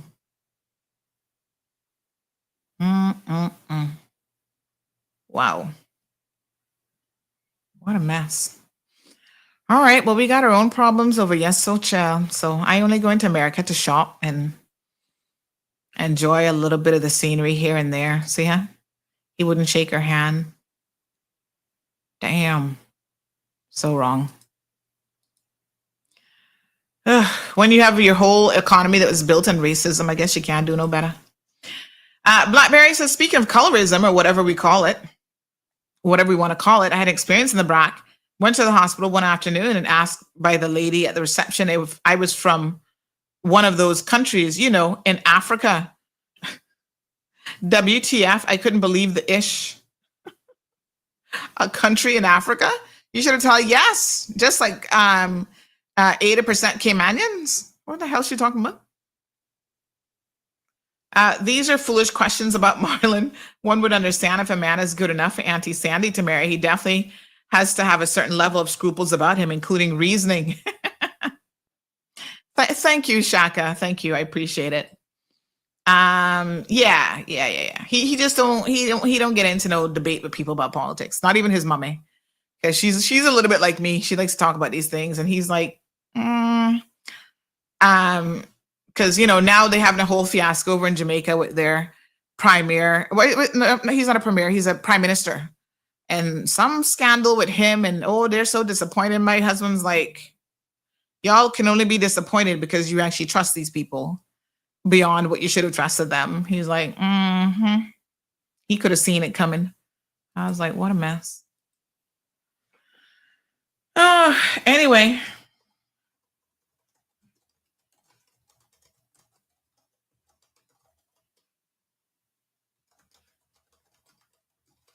All right, folks. That's me having to get to work here. Let me just see if there's anything else pressing that's coming in.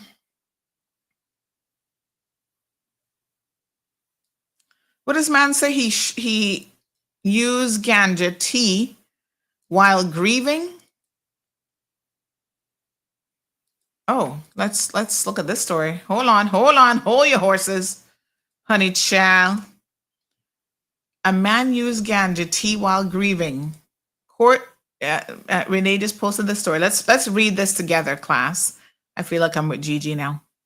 I'd be like, Gigi, read me the story. She's like, okay, mom.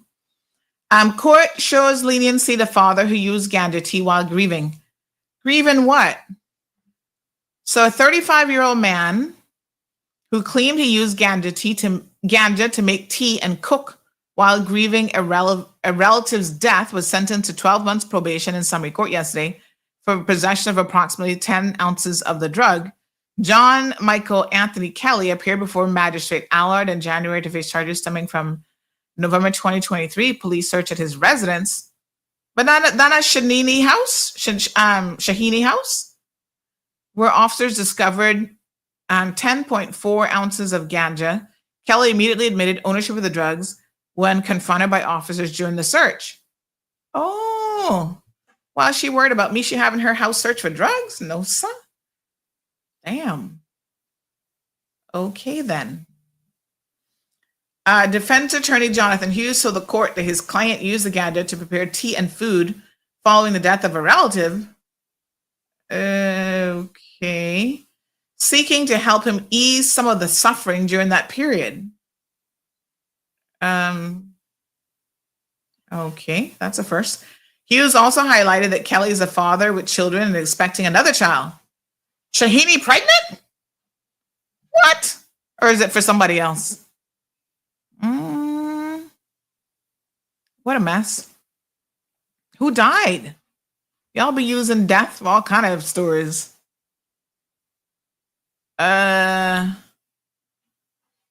Okay then. What a hot mess. Y'all sound like Makiva Bush now.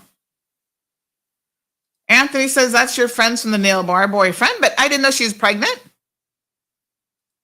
Anthony says, what a joke sentence. I tell you, boy, I didn't come up with some shit.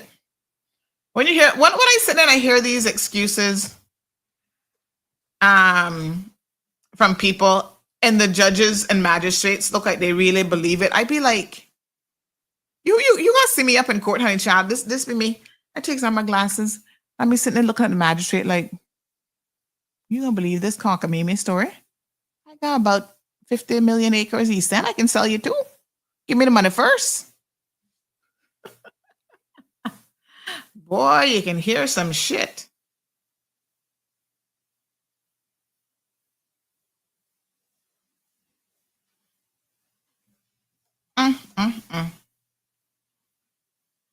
Wow.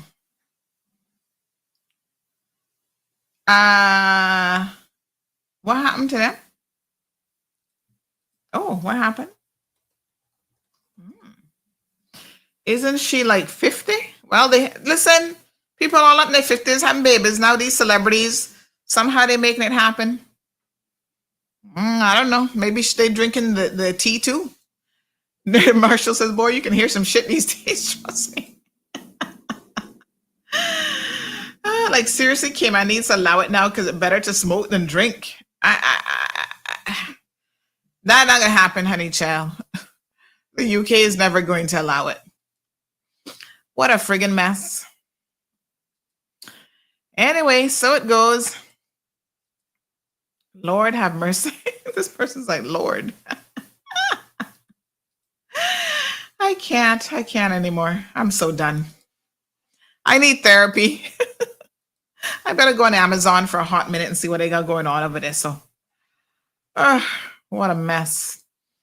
All right, folks. Birthday shout outs.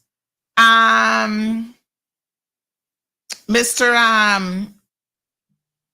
Oh, look at this poor little dog. Oh, he's been seeing this pooch for a while now, walking up and down West Bay Road and Henning Lane. Oh, he's so cute. He looks like if somebody cleaned him up, he'd be a nice little dog. Oh, poor Ting. Somebody go and adopt him. He's adorable. I mean, that's only a face a mother could love because he looks so dirty, but somebody go help him. Let me see here now, honey chow. There is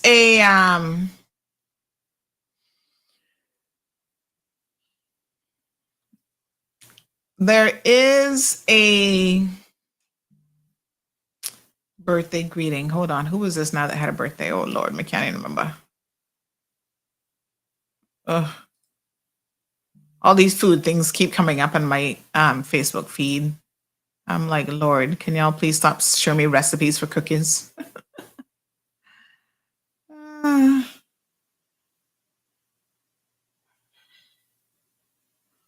Well, that's a first. Lord have mercy. Ay, ay, ay. Oh my God. Okay, I can't remember my birthday greetings. Okay, you leave people dog alone. You know what happened the last time you helped the dog out? Oh my God. That wasn't the last time though. I've helped many a dogs. You know, I used to actually carry a leash in my car because sometimes when you're driving around as a dog owner, you see a dog that needs help. And so I used to put them in my car and go take them and take him to the Humane Society or whatever. Look at this little one. He's so dirty looking, poor thing. He look like he needs a good bath and a good meal. My tweet, I'm so cute. He kind of looks a little bit like my Oscar. Marshall says a baby might be on the way. That doesn't mean it's for Shahini or whatever her name is. Please send out your investigators and ask them to stick ears to the ground on alleged MPs paying out $800 and $1,200 to secure votes for the upcoming election. Y'all just need to catch them in the action and send me a video. Geez, on peace, that's the time already? Okay, mankind, come off the line, honey child. Somebody go help this dog, please. Humane Society or somebody. Give him a bath and a nice home because he looks like he needs it. All right, folks, we got to get to work. We got work to do. Heard that he beat up his wife. Oh my God.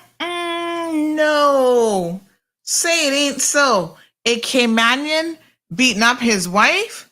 Oh no, not that. We don't do things like that.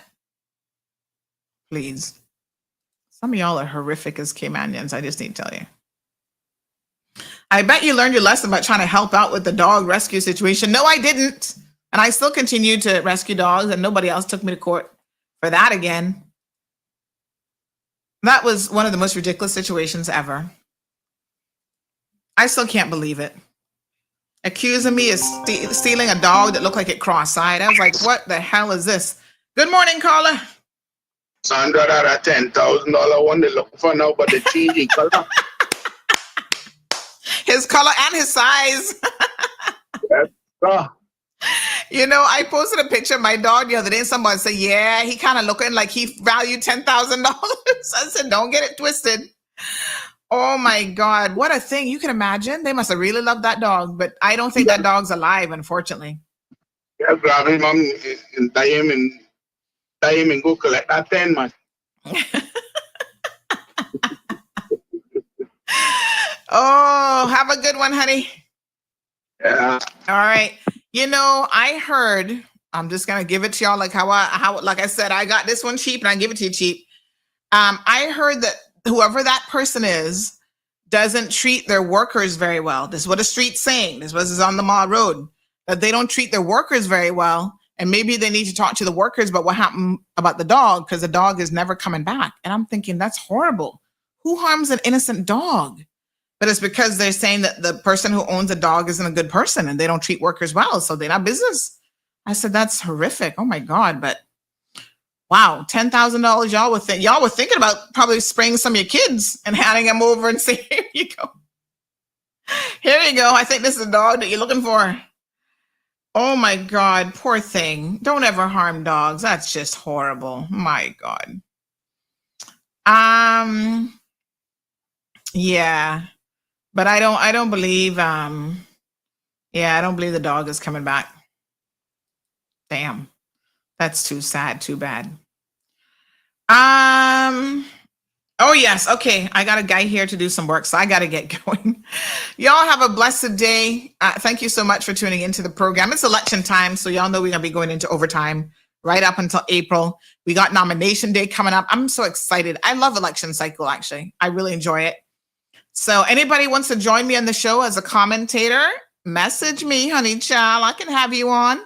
I noticed John LaRue's comment. He laughed. He said, boy, when them Cayman Brackers come on the show, that when the real Caymanian accent come out, I say, yes, Bobo. That's how it is. All right. Have a beautiful day. See you guys tomorrow morning. Thank you for tuning in to another episode of The Cold Hard Truth on Bobo 89.1 FM. Cayman's #1 talk show is live weekdays from 7:30 a.m. Never miss an episode again. Watch anytime on CMR's Facebook and YouTube channels for the latest show episodes. Don't forget to follow us online on our social media channels. And visit CaymanMarlRoad.com for all the latest news and community happenings.